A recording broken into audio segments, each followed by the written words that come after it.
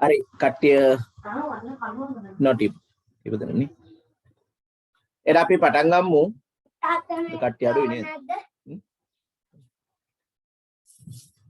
එතකොට අපි මේ කතා කරමින් හිටියේ මූලික සටහන් පොත් උපයෝගී පොත් එකේ පොදු ජලයත් අපි කතා කරානේ. පොදු ජලයත් කතා කරා.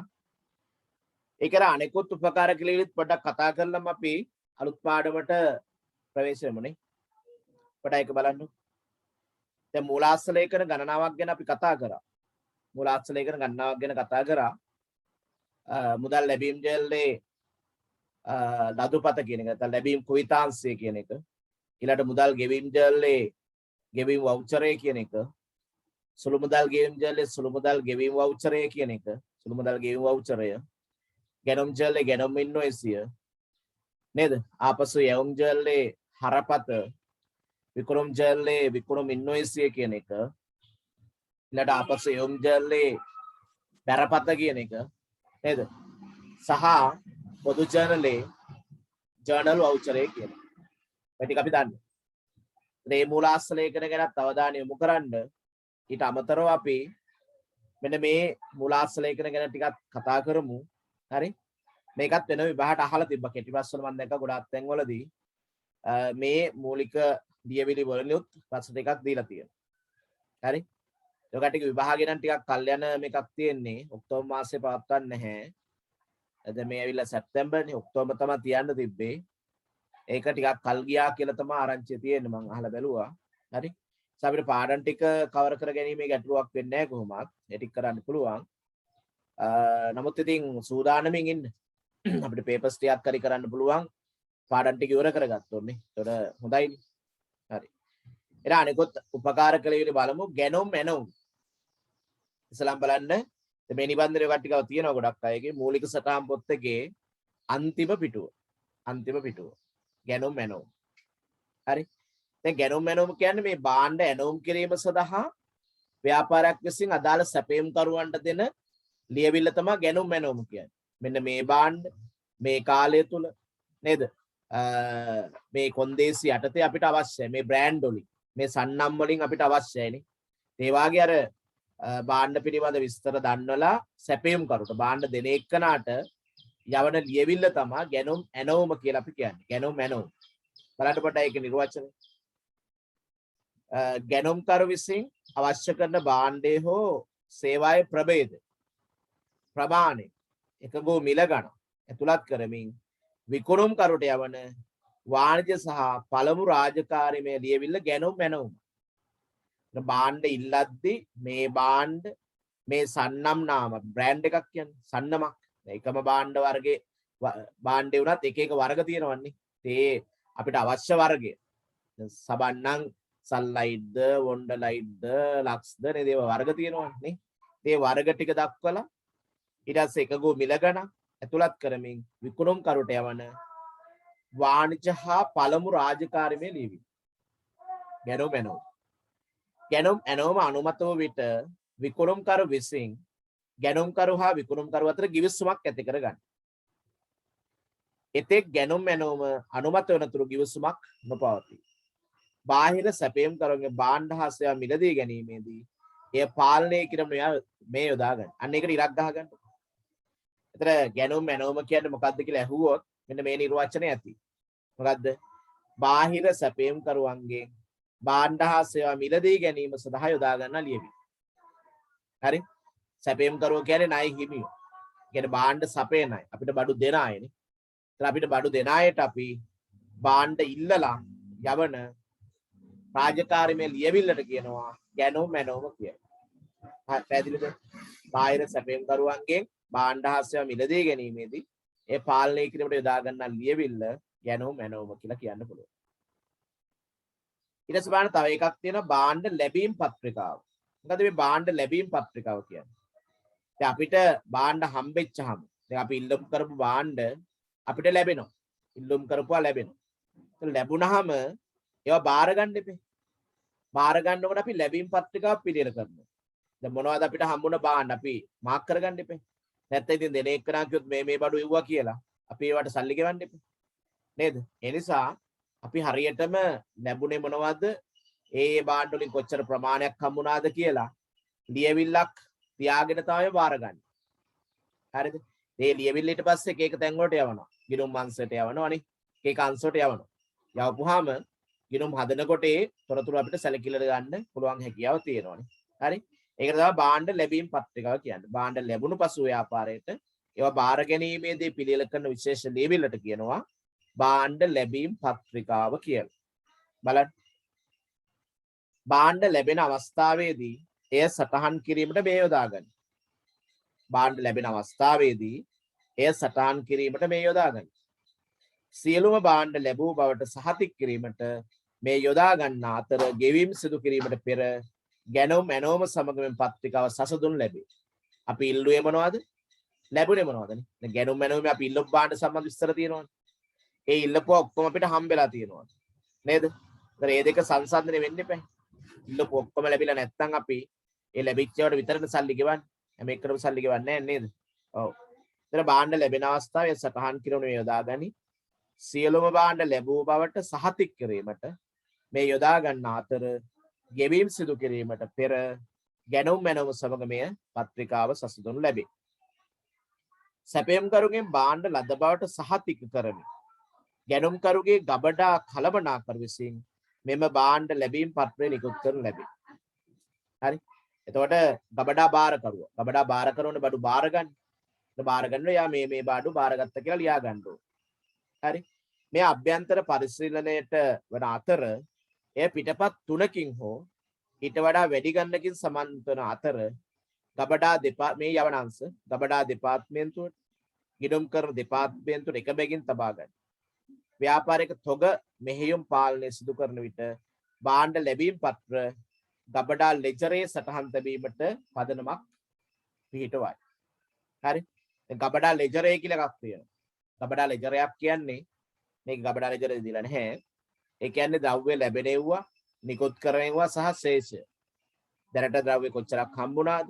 කොච්චරක් අපි නිෂ්පාදනයට නිකුත් කරාද? දැන් කොච්චරක් අතේ තියෙනවද? ලැබීම් නිකුත් කිරීම ශේෂයනේ. අන්න ඒවා වාර්තා කරන්න ගබඩා ලෙජරේ තියෙනවා. ඒ ගබඩා ලෙජරේ කියන එකෙත් වාර්තා කරන්න මේ ලැබීම් ටික අපිට වැදගත් වෙනවා. එහෙනම් සරලව හිතන්න භාණ්ඩ ලැබීම් පත්‍රය කියන්නේ මොකක්ද? භාණ්ඩ ලැබීම් පත්‍රය කියන්නේ මේ ගොඩාක් විස්තර තියෙනවා. භාණ්ඩ සැපයම්කරුගෙන් ඉල්ලලා ඒ ඉල්ලපු භාණ්ඩ ලැබුණාම ඒවා බාර ගන්නකොට ලැබුණු භාණ්ඩ බාර ගන්නකොට ගබඩා කළමනාකරු නැත්නම් ගබඩා බාරකරු පිළියෙල කරන ලියවිල්ලට කියනවා භාණ්ඩ ලැබීම් පත්‍රිකාව කියලා. භාණ්ඩ ලැබීම් පත්‍රිකාව කියලා කියනවා. හරි. ඊට පස්සේ අපි ද්‍රව්‍ය ඉල්ලුම් පත්‍රය. ද්‍රව්‍ය ඉල්ලුම් පත්‍රය. හරි. බලන්න ද්‍රව්‍ය ඉල්ලුම් පත්‍රය කියන්නේ මොකක්ද කියන්නේ? ද්‍රව්‍ය ඉල්ලුම් පත්‍රය කියන්නේ දැන් නිෂ්පාදනාංශ තියෙනවනේ. නිෂ්පාදනාංශය දැන් බඩු දැන් ගොඩ ගහලා තියෙන ගබඩාවෙන් නිෂ්පාදනාංශයේ ගබඩාවෙන් බඩු ඉල්ලනවා. අමුද්‍රව්‍ය ඉල්ලනවා. මෙන්න මේ ද්‍රව්‍ය අපිට ලබා දෙන්න. හරිද? ඒතර ඕන විදිහට නිෂ්පාදනාංශයට ඒවා ගන්න බෑනේ. ඒ ලියකියවිලි හරියාකාර පරීක්ෂා කරලා බලලා ඒ ඉල්ලපු බඩු විතරක් ක්‍රමානුකූලව බැහැර කිරීමක් ගබඩාවෙන් කරන්න ඕනේ. ඒතර ද්‍රව්‍ය ඉල්ලුම් පත කියන්නේ භාණ්ඩ නිෂ්පාදනය කරන අංශය මෙන්න මේ ද්‍රව්‍ය අපිට ඕන කියලා ගබඩාවෙන් ඉල්ලන ලියුමට තමයි ලියවිලට තමයි කියන්නේ ද්‍රව්‍ය ඉල්ලුම් පත්‍රය කියලා. ද්‍රව්‍ය ඉල්ලුම් පත්‍රය කියන්නේ හරි බලන්න ගබඩාවේ තිබෙන යම් නිශ්චිත අයිතමයක අවශ්‍ය ප්‍රමාණය පවත්වනම සඳහා ව්‍යාපාරයේ ගබඩා දෙපාර්තමේන්තුව මගින් ද්‍රව්‍ය ඉල්ලුම් පත පිළියෙල කර එය ද්‍රව්‍ය මිලදී ගැනීමට ගැනුම් දෙපාර්තමේන්තුවට යවනු ලැබේ. මේ ව්‍යාපාර නිෂ්පාදන කටයුතු සුමටව පවත්වන යාමට අවශ්‍ය අමුද්‍රව්‍ය ලබා ගැනීමට දැනුම් දීම සඳහා ගබඩා දෙපාර්තමේන්තුව විසින් ගැනුම් දෙපාර්තමේන්තුවේ අභ්‍යන්තර ලියවිල්ලයි. හරි. එතන ඒක නිෂ්පාදනාංශයට පට නැවත බලන්න ද්‍රව්‍ය ඉල්ලුම් පත කියන්නේ මෙහෙමයි. දැන් ව්‍යාපාරයක තියෙනවා ගබඩාවක් තියෙනවනේ. ඒ ගබඩාවට ද්‍රව්‍ය මිලදී ගැනීම සඳහා වෙනම අංශයක් තියෙනවා. ඒක අපි කියන මිලදී ගැනීමේ අංශය කියලා. ද්‍රව්‍ය මිලදී ගැනීමේ අංශය. ඒතර ගබඩාව මිලදී ගැනීමේ අංශයට දන්නනවා මෙන්න මේ බඩු ටික අපිට අවශ්‍යයි කියලා. ගබඩාව මිලදී ගැනීමේ අංශයට දන්නනවා මෙන්න මේ ද්‍රව්‍ය ටික අවශ්‍යයි කියලා. එතකොට ඒ ගබඩාව මිලදී ගැනීමේ අංශයට යවන ලියවිල්ලට අනුව තමයි මිලදී ගැනීම කරන්නේ. එහෙනම් මේ ද්‍රව්‍ය ඉල්ලුම් පත්‍රය කියන්නේ ඒ ගබඩාව හරි ද්‍රව්‍ය අවශ්‍ය කරන අංශයක් හරි ඒ මිලදී ගැනීමට වෙනම අංශයක් තියෙනවනේ. ඒ මිලදී ගැනීමේ අංශයට යවන ලියවිල්ලට තමයි කියන්නේ ද්‍රව්‍ය ඉල්ලුම් පත්‍රය කියලා. හරි ද්‍රව්‍ය ඉල්ලුම් පත්‍රය. පැහැදිලිද? ගබඩාව හෝ ද්‍රව්‍ය අවශ්‍ය අංශ විසින් මිලදී ගැනීමේ අංශයට යවන ලියවිල්ලට කියනවා ද්‍රව්‍ය ඉල්ලුම් පත්‍රය කියලා. හරි. ඊට පස්සේ පඩිපත. අවසානික පඩිපත. පඩිපත කියන්නේ පඩි ගෙවද්දි වැටුප් ගෙවද්දි ඊට මූලාශ්‍රයක් වශයෙන් යොදා ගන්න එකනේ. දැන් බැංකුවකින් අපි ණයක් ගනිද්දී පඩිපතේ කොපියක් ඉන්නවා. ඒ අපිට පඩි ලැබෙන විදිහ මොනවද අපිට මූලික වැටුප කීයක් තියෙනවද? දීමනා මොනවද? පඩියෙන් දැනට කැපෙන්නේ මොනවදනේ? ඒක අතර කීයක් හම් වෙනද? ඒක කියන සුද්ධ වැටුප කියලා. ඒ ඔක්කොම සඳහන් ලේඛනය තමයි පඩිපත කියලා කියන්නේ. පේ ෂීට් කියලා කියන්නේ. පේ රෝල්. හරි. බලන්න සේවකයන් සංඛ්‍යාව සහ ඔවුන්ට කොපමණක් ගෙවන්නේද යන්න පඩිපතේ තිබෙන සටහන් වලින් නිරූපණය කරයි. ව්‍යාපාරික පඩිපතක් යනු සේවකයෝගේ වැටුප් සම්බන්ධ ඇති මූල්‍ය සටහන් වල එකතු වන අතර සේවක වේතන, දීමනා හම්බ වෙනවනේ. අතිකාල දීමනා, පැමිණීමේ දීමනා, දුෂ්කර දීමනා නේද? ඒ වගේ එක එක දීමනා තියෙනවා. හරි? ඒ දීමනා ඊට පස්සේ අඩු කරණේවා. වැටුපෙන් සේවක අර්ථසාධක අරමුදලට කපා ගන්නවද? ණය වාරික කොච්චරක් කපනවාද? නේද? වෘත්තීය සමිතියට බැඳිලා ඉන්නවනේ ඒවයි දායක මුදල් කොච්චරක් කපනවාද? ඒ වගේව අඩු කිරීම. එහෙනම් සේවක අර්ථසාධක අරමුදල සදා දායක වී වැටුප් අත්තිකාරම්. වැටුප් අත්තිකාරම් කියන්නේ දැන් පඩිය 20 වෙනිදා හම්බෙනවා නම් 20ට කලින් පඩියෙන් කොටසක් ගන්න. ඒකට කියනවා වැටුප් අත්තිකාරම් කියලා. ඉතින් පඩිය දෙනකොට ඒක කපාගෙන දෙන්නේ නේ. ඉතින් පඩිය 50000ක් තියෙනවා 20ට හැබැයි හම්බෙන්නේ. 10 වෙනිදා පඩියෙන් 10000ක් ඉල්ල ගන්න. හරිද?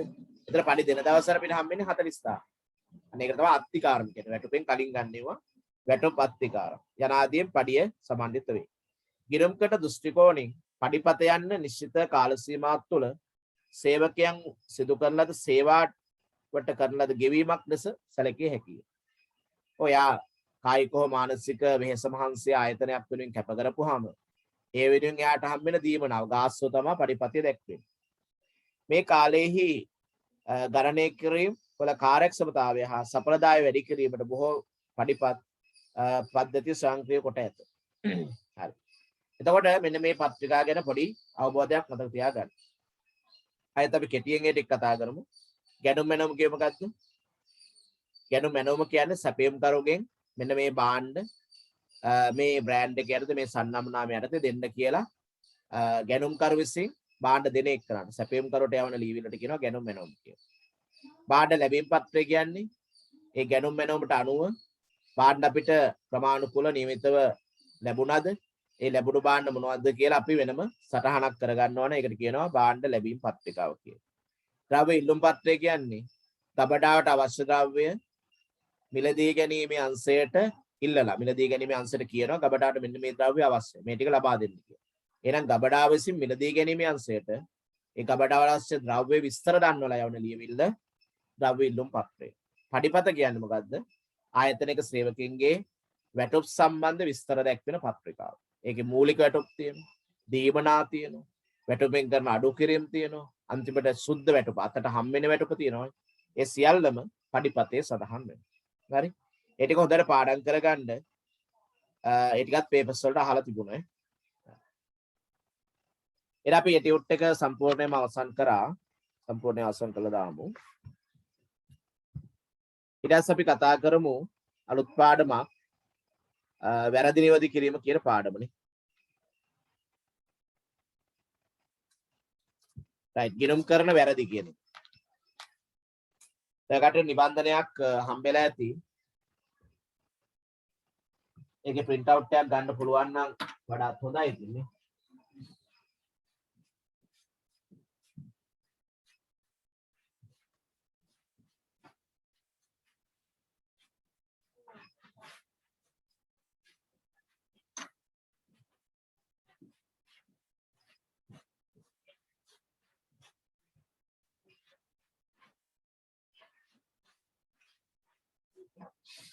මේ දවස්වල ටියුට් එකට ලබා දීමේ ගැටලුවක් තියෙනවා. ඒකට එන්න යන ගැටලුව තියෙනවානේ.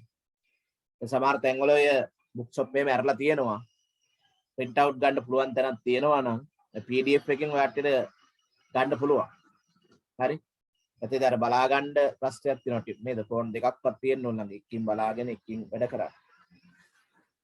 හරි ඒ විදිහට ගන්න පුළුවන් විදිහකට දැන් අපිට ගණන් හදද්දින ගැටලුවක් මතුවේද නේ. දැන් නෝට් එක නම් අහගෙන හරි හිටියේකි.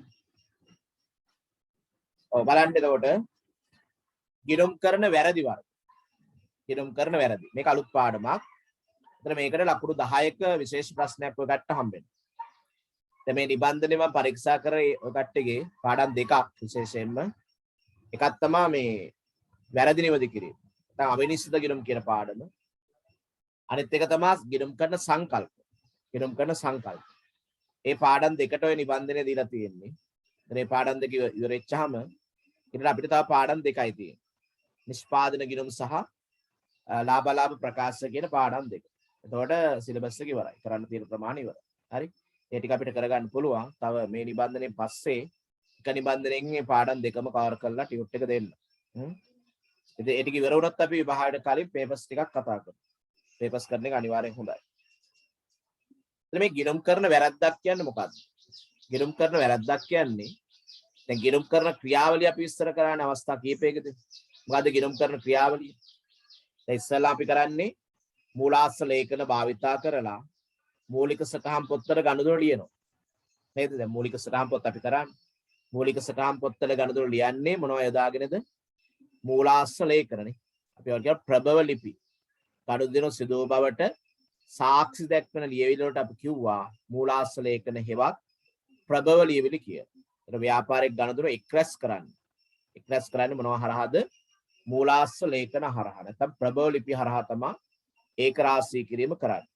ඒ මූලාශ්‍ර ලේඛන මගින් එකතු කරපු තොරතුරු කොහෙද ඉස්සලාම ලියන්නේ? මූලික සටහන් පොත්වල.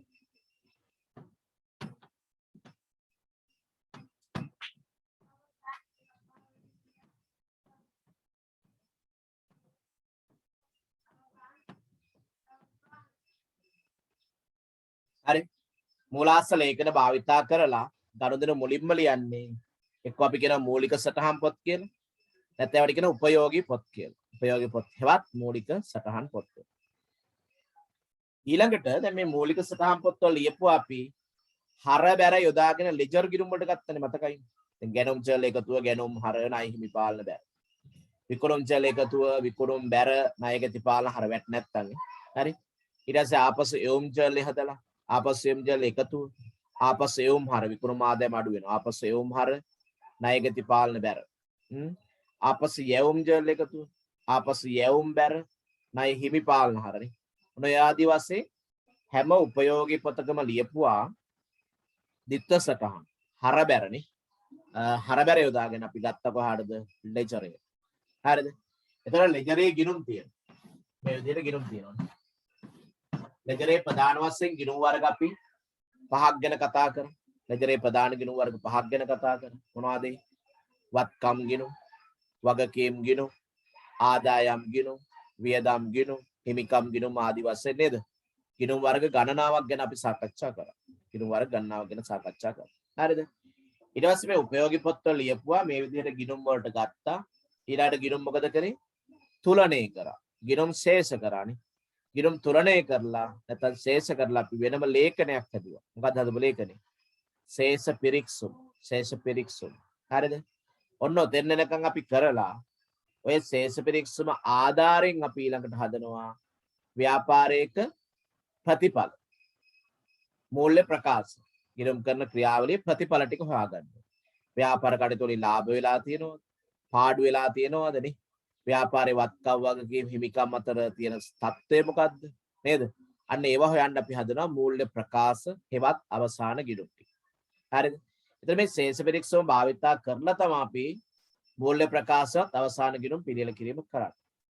එතකොට දැන් අපි ඔය ගිණුම් කරන ක්‍රියාවලියට අනුව ගණදුරු ලියාගෙන යන ගිහිල්ලා හදන ශේෂ පිරික්සම බැලන්ස් වෙන්න එපා. හර බැර අනුව ලියුවා නම් ශේෂ පිරික්සම බැලන්ස් වෙනවා. හරිද? ඉතින් ශේෂ පිරික්සම ගොඩක් වෙලාවට බැලන්ස් වෙනවා. ශේෂ පිරික්සම ගොඩක් වෙලා බැලන්ස් වෙනවා. හරිද? හැබැයි මතක තියාගන්න මේ ශේෂ පිරික්සම සමානුවත් ගිණුම් කරන්නේ වැරදි තියෙනවා. අසමානුවත් ගිණුම් කරන්නේ වැරදි තියෙනවා. ශේෂ පිරික්සම සමානුවත් වැරදි තියෙනවා. අසමානුවත් වැරදි තියෙනවා. අපි ඒවා ප්‍රධාන වශයෙන් වර්ග දෙකක් ගැන කතා කරනවා. ශේෂ පරීක්ෂමකින් හෙළිදරව් නොවන වැරදි සහ ශේෂ පරීක්ෂමෙන් හෙළිදරව් වන වැරදි කියලා වර්ග දෙකක් ගැන අපි සාකච්ඡා කරනවා. හරිද?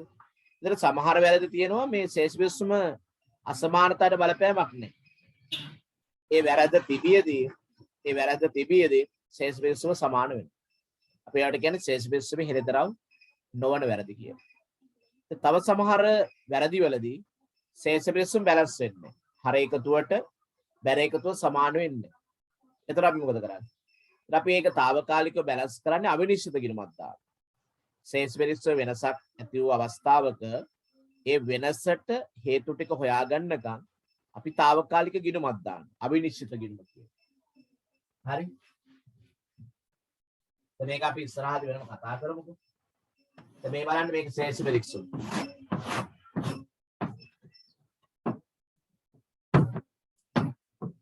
හරබැ ශේෂ පරීක්ෂම මතකයි. ශේෂ පරීක්ෂම කියන්නේ ලෙජරේ තියෙන සියලුම ගිණුම් ඇතුළත් කළ සකස් කරන එක. එමෙයා දාන්න.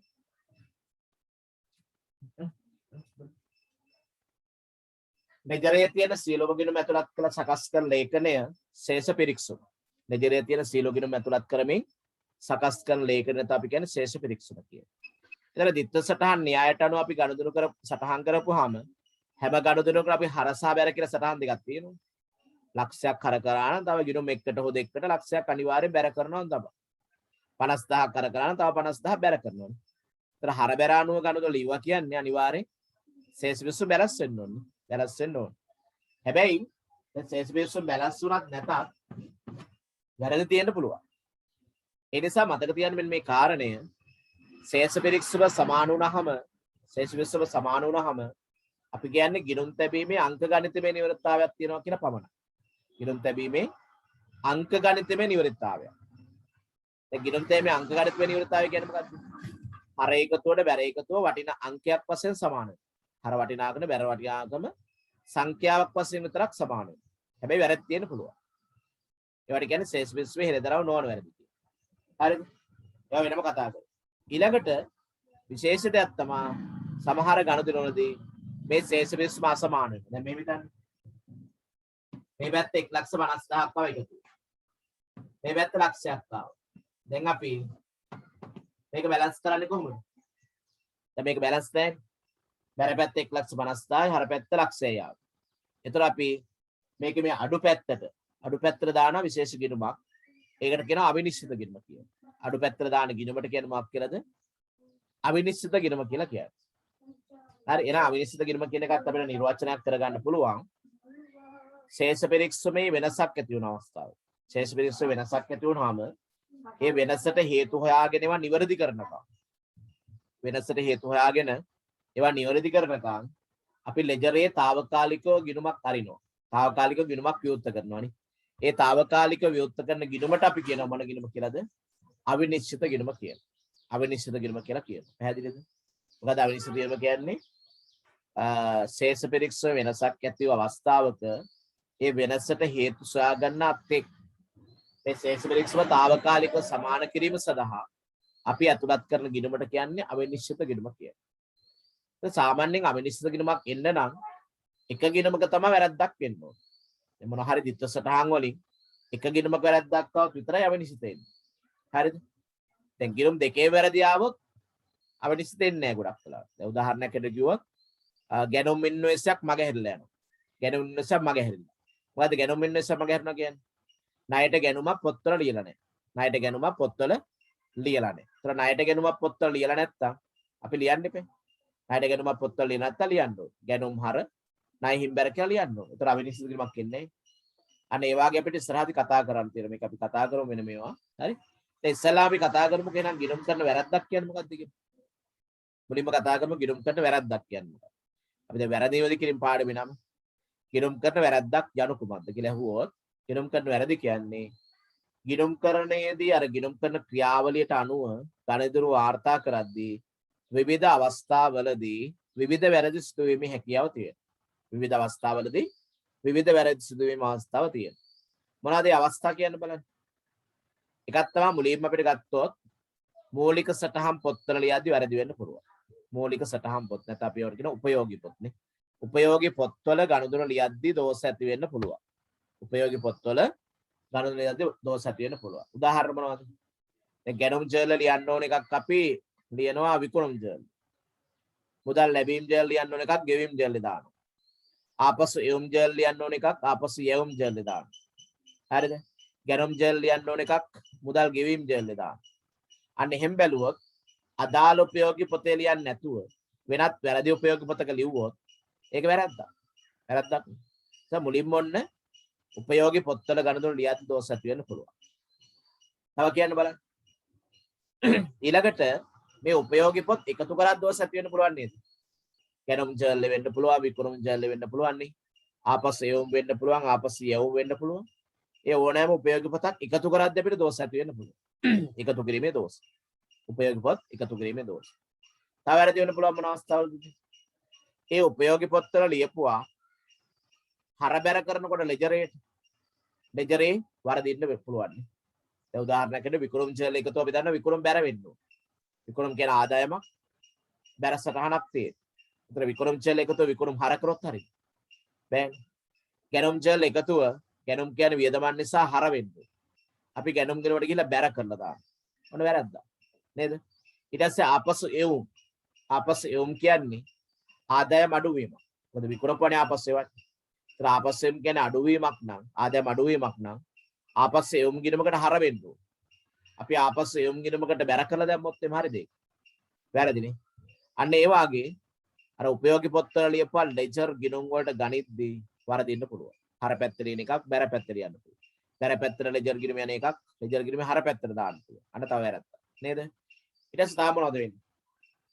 ලෙජර් ගිණුම් තුලනය කරද්දී දෝෂ ඇති වෙන්න පුළුවන්. ලෙජර් ගිණුම් තුලනය කරනකොට දැන් ලෙජර් ගිණුමේ තියෙනවා 1000ක් විදුලි ගාස්තු ගිණුම කියන්නේ 1000ක් තියෙනවා. අපි භාගයේ ශේෂය ඊගේ ශේෂය කියලා තුලනය කරනකොට 100යි කියලා නම් තියෙනවා. එක බිඳුවක් අඩු වෙලානේ. එහෙම වෙනවනේ අපිට ඇත්තටම නේද? ඒ වගේ ලෙජර් ගිණුම් තුලනය කරද්දී යම් දෝෂ ඇතිවීමේ හැකියාව තියෙනවා. තව කියන්න බලන්න.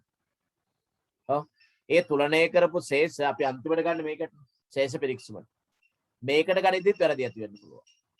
සමහර වෙලාවට ශේෂ පිරික්සුම හර පැත්තේ ලියන්න ඕන එකක් ලියනවා බැර පැත්තේ. දැන් උදාහරණයක් අපි ගමු විදුලි ගාස්තු. ඔක්කොම හරි. ලෙජරේටත් හරියට අරන් හරියට තුලනය කරගත්තා. කොහොම කරලා ශේෂ පිරික්සුම දාන බැර පැත්තට විදුලිය. වැරදිද හරිද? වැරද්දා. ඇයි වැරද්ද?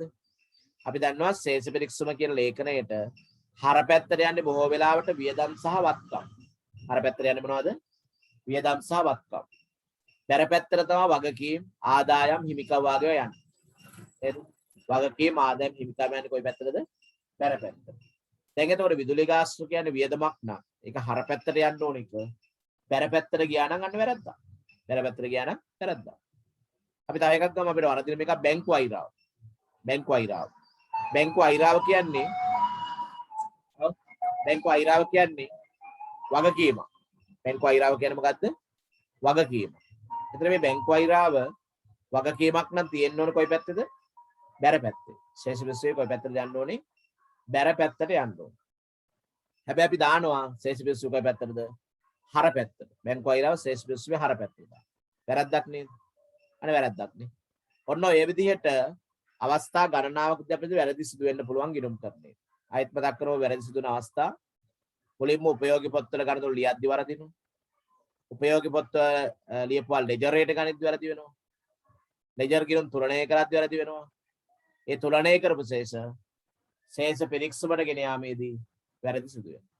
ඔය විදිහට ගිණුම් කරන ක්‍රියාවලිය තුල යම් අධීරවලදී සිදුවන වැරදි වලට අපි කියනවා පොදුවේ ගිණුම් කරන වැරදි කියලා. හරි? එහෙනම් ගිණුම් කරන වැරදි කියන එක අපි නිර්වචනයක් ඉදිරිපත් කරේ. පැහැදිලිද? ඔයගොල්ලෝ නෝට් එකේ තියනවා බලන්න. ගිණුම් කරන වැරදි වර්ග. ඉතල වැරද්දක් මම නිර්වචනය කරන කියලා දුන්න එකත් පොඩ්ඩක් මතක තියාගන්න. උපයෝගී පොත්වල ලියද්දි, උපයෝගී පොත් එකතු කරද්දි, ලෙජරේට ගණිද්දි, ලෙජර් ගිණුම් තුලනය කරද්දි, නේද? තුලනය කරපු ඒවා ශේෂ පිරික්ස වල දාද්දි සිදුවන වැරදි වලට තමයි කියන්නේ ගිණුම් කරන වැරදි කියලා. ගිණුම් කරන වැරදි කියලා. ඉතින් ගිණුම් කරන වැරදි වර්ග කියලා තියෙනවා. වැරදි වල ස්වභාවය අනුව ගිණුම් කරන වැරදි වර්ග කරන්න පුළුවන්. දැන් මේ කට්ටියට අර AT පොතේ තියෙන විදිහට තමයි මම මේ වර්ගීකරණය දෙන්නේ. හරි? ඒක උසස් පෙළ කරද්දී ඊට වඩා පොඩ්ඩක් වෙනස් ක්‍රමයකට තමයි වර්ග කරන්නේ. ඒක ගැන හිතන්න එපා. හරි? ගිණුම් කරන වැරදි වර්ග කිරීම වැරදි වල ස්වභාවය අනුව ගිණුම් කරන වැරදි. ස්වභාවය අනුව.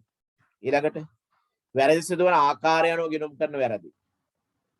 ශේෂ පිරිස්වේ තුලණයට බලපෑම් සිදු කරන ගිණුම් කරන වැරදි. මේ විදිහට ප්‍රධාන වැරදි වර්ග තුනකට බෙදන්න පුළුවන්. වැරදි වල ස්වභාවය අනුව, ඊළඟට වැරදි සිදුවන ආකාරය අනුව සහ ශේෂ පිරිස්වේ තුලණයට බලපෑම් සිදු කරන ආකාරය අනුව සිදු කරන වැරදි කියලා වැරදි වර්ග තුනක් බෙදන්න පුළුවන්.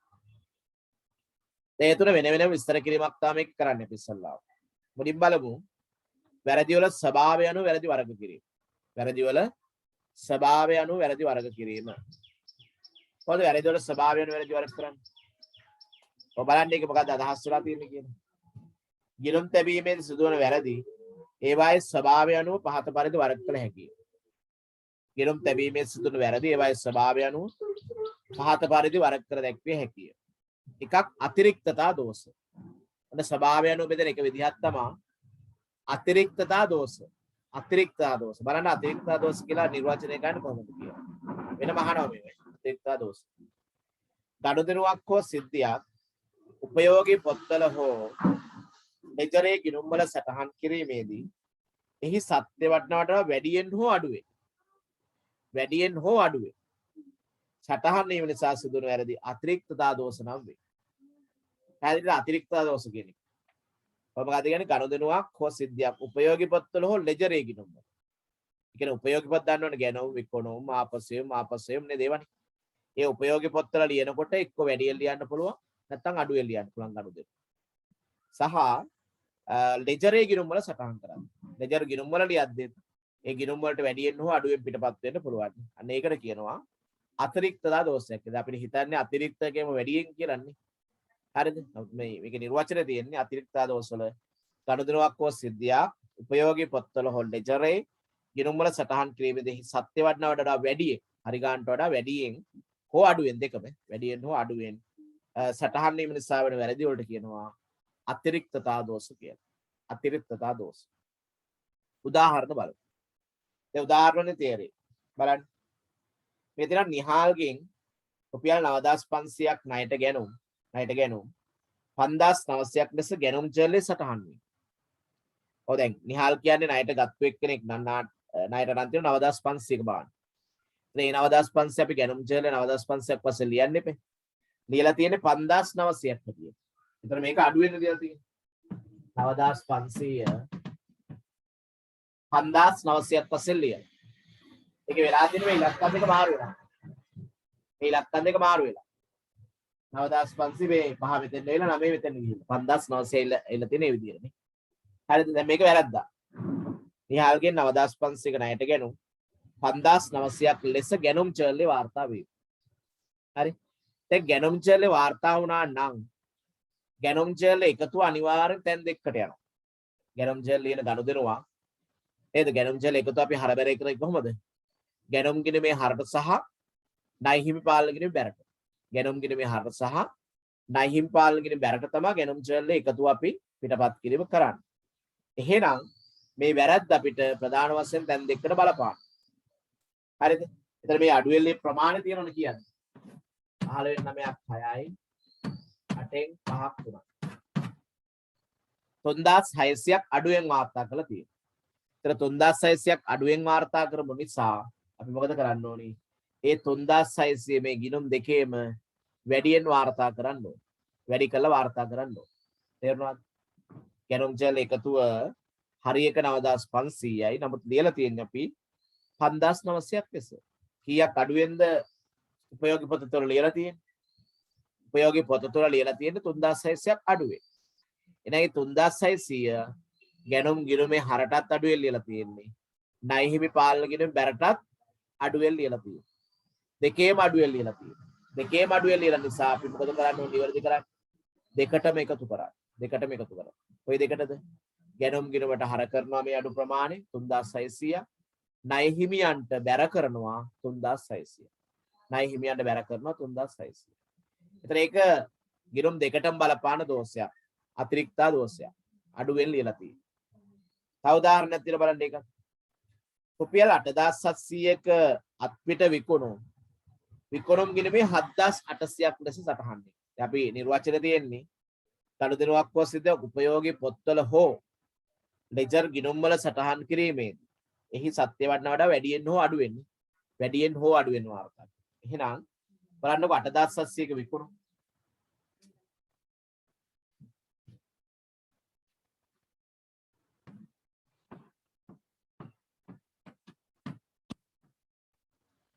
විකුණුම් හරි එක 8700යි. හරි විකුණුම් කීයද? 8700යි. නමුත් ඒක විකුණුම් ගිණුම ලියලා තියෙන 7800ක්. මේක ලියලා තියෙන 7800ක්. ඒකේ ඉලක්කම් දෙක මාරු වෙනවා. 8700 හරි එක ලියලා තියෙන මේ 78යි මාරු වෙලා. 78යි මාරු වෙලා 7800ක් වශයෙන් තමයි අපි ලියලා තියෙන්නේ. 7800ක් වශයෙන් ලියලා තියෙන්නේ. දැන් මොකද කරන්නේ? මේක අඩුවෙන් ලියලා තියෙන්නේ. අඩුවෙන් ලියලා තියෙන්නේ. එහෙනම් අපි වැඩි කරන්න ඕනේ කොච්චරද? මේ අතර වෙනසනේ. 900. විකුණුම් ගිණුමට අපි 900ක් අලුතෙන් එකතු කරන්න ඕනේ. පැහැදිලිද? විකුණුම් ගිණුමට 900ක් අලුතෙන් එකතු කරන්න ඕනේ. විකුණුම් ගිණුමට 900ක් අලුතෙන් එකතු කරන්න ඕනේ. හරිද? ඒතර විකුණුම් ගිණුමට එකතු කරා කියන්නේ විකුණුම් බැර වෙන්න ඕනේ. 900ක් විකුණුම් බැර වෙන්න ඕනේ. අනික මේක ඇවිල්ලා ගිණුම් එකක දෝෂයක්. ගිණුම් කීයක දෝෂයක්ද? එක ගිණුමක දෝෂයක්. එක ගිණුමක දෝෂයක්. ඒ නිසා එක ගිණුමක දෝෂයක් කියනවා අනිවාර්යෙන් අවිනිශ්චිත දාන්න ඕනේ අනිත් සටහන. දැන් මේකේ දෝෂ තියෙන්නේ. විකුණුම් බැර 900. හර සටහන දාන්න දන්නේ දාන කොහටද? අවිනිශ්චිත ගිණුම. අවිනිශ්චිත වල දාන්න. එහෙනම් විකුණුම් බැර 900යි අවිනිශ්චිත හර 900 කියලා තමයි ඒක නිවැරදි කිරීමේ සටහන එන්නේ. එක ගිණුමක දෝෂයක් නම් අනිවාර්යෙන් අවිනිශ්චිත දාන්න මතක තියාගන්න. හරි බලන්න. දැන් උදාහරණ දෙක දීලා යටින් කියනවා මෙහිදී උපයෝගී පොත්වල සටහන් කිරීමේදී අතිරික්ත දෝෂයක් සිදු වුවහොත් එම අඩු හෝ වැඩි අගය අදාළ ගිණුම් දෙකේම එකම වටිනාකමින් සටහන් වන නිසා ශේෂ පරීක්ෂණයේ සමානතාවට බලපෑම් ඇති නොකරයි. ඔය අපි ඉස්සලා කතා කරේ නේද? ගැනුම් ජර්නලේ කාගේද නිහාල්ගෙන් ගත්තා අඩුවෙන් ලියලා. නේද? එතකොට ගැනුම් ජර්නල එකතුව ගැනුම් හර නයිහිම් පාලන බැර කියලා දෙකටම යනවනේ. දෙකටම යනවා. ඒ නිසා ඒ දෙකේම අඩුවෙන් ලියලා තියෙනවා නම් දෙකේම අපි අඩු ප්‍රමාණය නිවැරදි කරන්න වැඩි කරන්න ඕන. ගැනුම් හර නයිහිමි බැර කියලා දෙකටම එකතු කරා නම් හරි. right. ඊළඟට කියනවා එහෙත් ලෙජර් ගිණුම් වලට පිටපත් කිරීමේදී එක් ගිණුමක පමණක් වැඩියෙන් හෝ අඩුවෙන්. දැන් මෙතන තියෙන එක් ගිණුමක්. විකුණුම් ගිණුම් විතරයිනේ. එක් ගිණුමක පමණක් වැඩියෙන් හෝ අඩුවෙන් සටහන් වුවහොත් ඒ තුලින් ශේෂ පරීක්ෂණයේ සමානතාවට බලපෑම ඇති කරයි. ඒකනේ මේක අපි අනිත් සටහන අවිනිශ්චිත දැම්මේ. නේද? දැන් එක ගිණුමකයි දෝෂ තියෙන්නේ. විකුණුම් ගිණුම අඩුවෙන් ලියලා. විකුණුම් බැර කරා නිවැරදි ගානට එනකම් 900ක්. විකුණුම් බැර අවිනිශ්චිත හර කියලා අනිත් සටහන තිබ්බා. අවිනිශ්චිත හර කියලා අනිත් සටහන තිබ්බා. හරි. ඒ අපි කතා කරේ අතිරික්තතා දෝෂ ගැන. අතිරික්තතා දෝෂ ගැන. හරි. උපයෝගී පොත්වල අඩුවෙන් හෝ වැඩියෙන් නැත්නම් ලෙජර් ගිණුම් වල අඩුවෙන් හෝ වැඩියෙන් ලියුවොත් ඒකට කියනවා අතිරික්තතා දෝෂයක් කියලා. දැන් අපි යන් ඊළඟ දෝෂ වර්ගයට. බලන්න. ඌනතා දෝෂෙවත් අත්හැරීමේ දෝෂ. දැන් ඔක අපි උසස් පෙළ නම් මේ දෙකට කතා කරනමුත් මේකේ සිලබස් එකේ දාලා තියෙන කට්ටියගේ එක අයිතමයක් වශයෙන් ඌනතා හිවත් අත්හැරීමේ දෝෂ. හරි. ඌනතා දෝෂ කිව්වත් අත්හැරීමේ දෝෂ කිව්වත් එකක් හැටියට මේකේ අරන් තියෙන්නේ. මේක විදිහට අපි විභාගයට උත්තර ලියන්න වෙනවා. මොකද මේ ඌනතාවයක් නැත්නම් අත්හැරීමක් කියන්නේ අත්හැරීම කියන එකෙන් නම් අල්ල ගන්න පුළුවන් වැඩේ. අත්හැරිය කියන්නේ ලිය වෙලා නැහැ කියන එක. පොත්වල ලිය වෙලාම නැහැ නේ. පොත්වල ලිය වෙලාම නැහැ නං අත්හැරීමේ දෝෂ කියන්නේ ඒකයි. හර බැර දෙකම ලිය වෙලා නැත්නම් ඒක අත්හැරීමේ දෝෂයක්. හරි. බලන්න නිර්වචනය මොකද්ද කියන්නේ?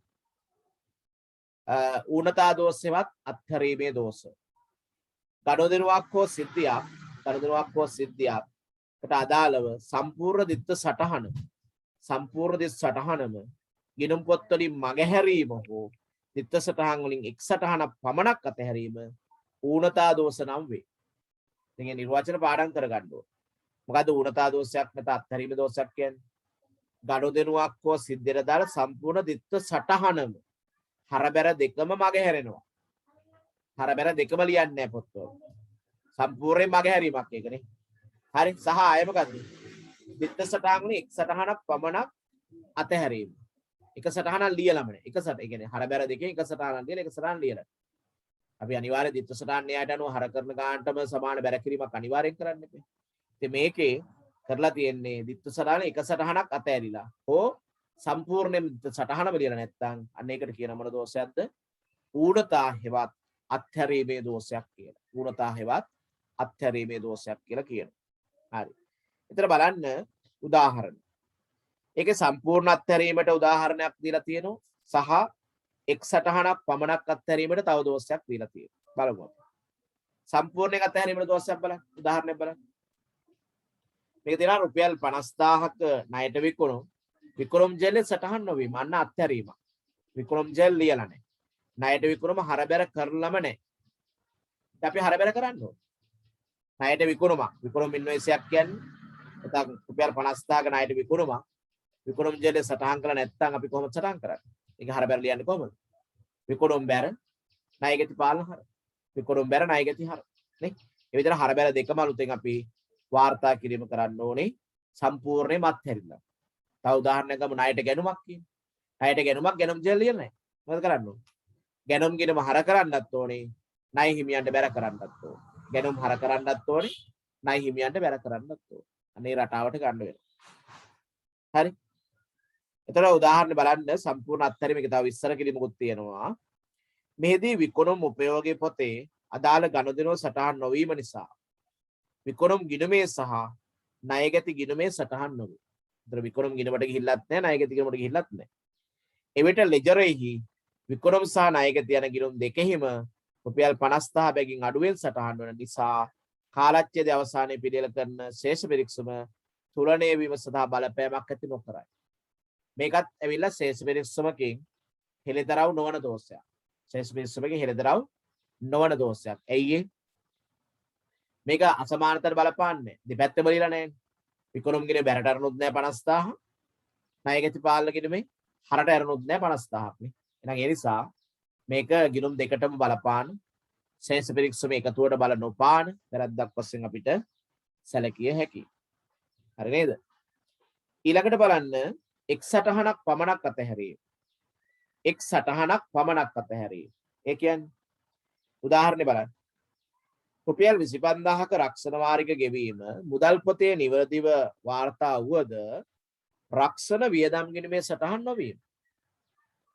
දැන් මුදල් ගෙවීම් වලට රක්ෂණ ගාස්තු දාලා තියෙනවා. හැබැයි රක්ෂණ ගාස්තු ගිණුමට මේක හර කරලා නැහැ. එක ගිණුමක දෝෂයක් තියෙනවා. දැන් කොහොමද අපි නිවැරදි කරන්නේ මේක? දැන් රක්ෂණ ගාස්තු ගිණුමට රක්ෂණ ගාස්තු දාලා නැත්නම් රක්ෂණය කියන්නේ වියදම. ඒකට හර කරනවා. රක්ෂණේ හර. ඉතින් රක්ෂණේ හර නම් එක ගිණුමක විතරක් නම් දෝෂ තියෙන්නේ. කොහොමද බැර සටහන තියන්නේ? අන්න එක ගිණුමක දෝෂයක්වත් අපි මතක් කරා අවිනිශ්චිත ගිණුම දාන්න ඕනේ කියලා. එහෙනම් රක්ෂණ හර අවිනිශ්චිත බැර. රක්ෂණ හර අවිනිශ්චිත බැර කියලා තමයි මේකේ නිවැරදි කිරීමේ සටහන අපි තියන්නේ. තේරුණා නේද? ඔය බලන්න ඒක තවදුරටත් විස්තර කරලා තියෙනවා. මෙහිදී මුදල් පොතේ පමණක් බැරට සටහන් වී ඇති බැවින් ශේෂ පිරික්සම් පිළියෙල කළ විට තුලණය වීමට බලපෑමක් ඇති කරයි. තුලණය වීමට බලපෑමක් ඇති කරයි කියලා ගන්න පුළුවන්. තේරුණා නේද? හරි. තුලණය වීමට බලපෑමක් ඇති කරයි.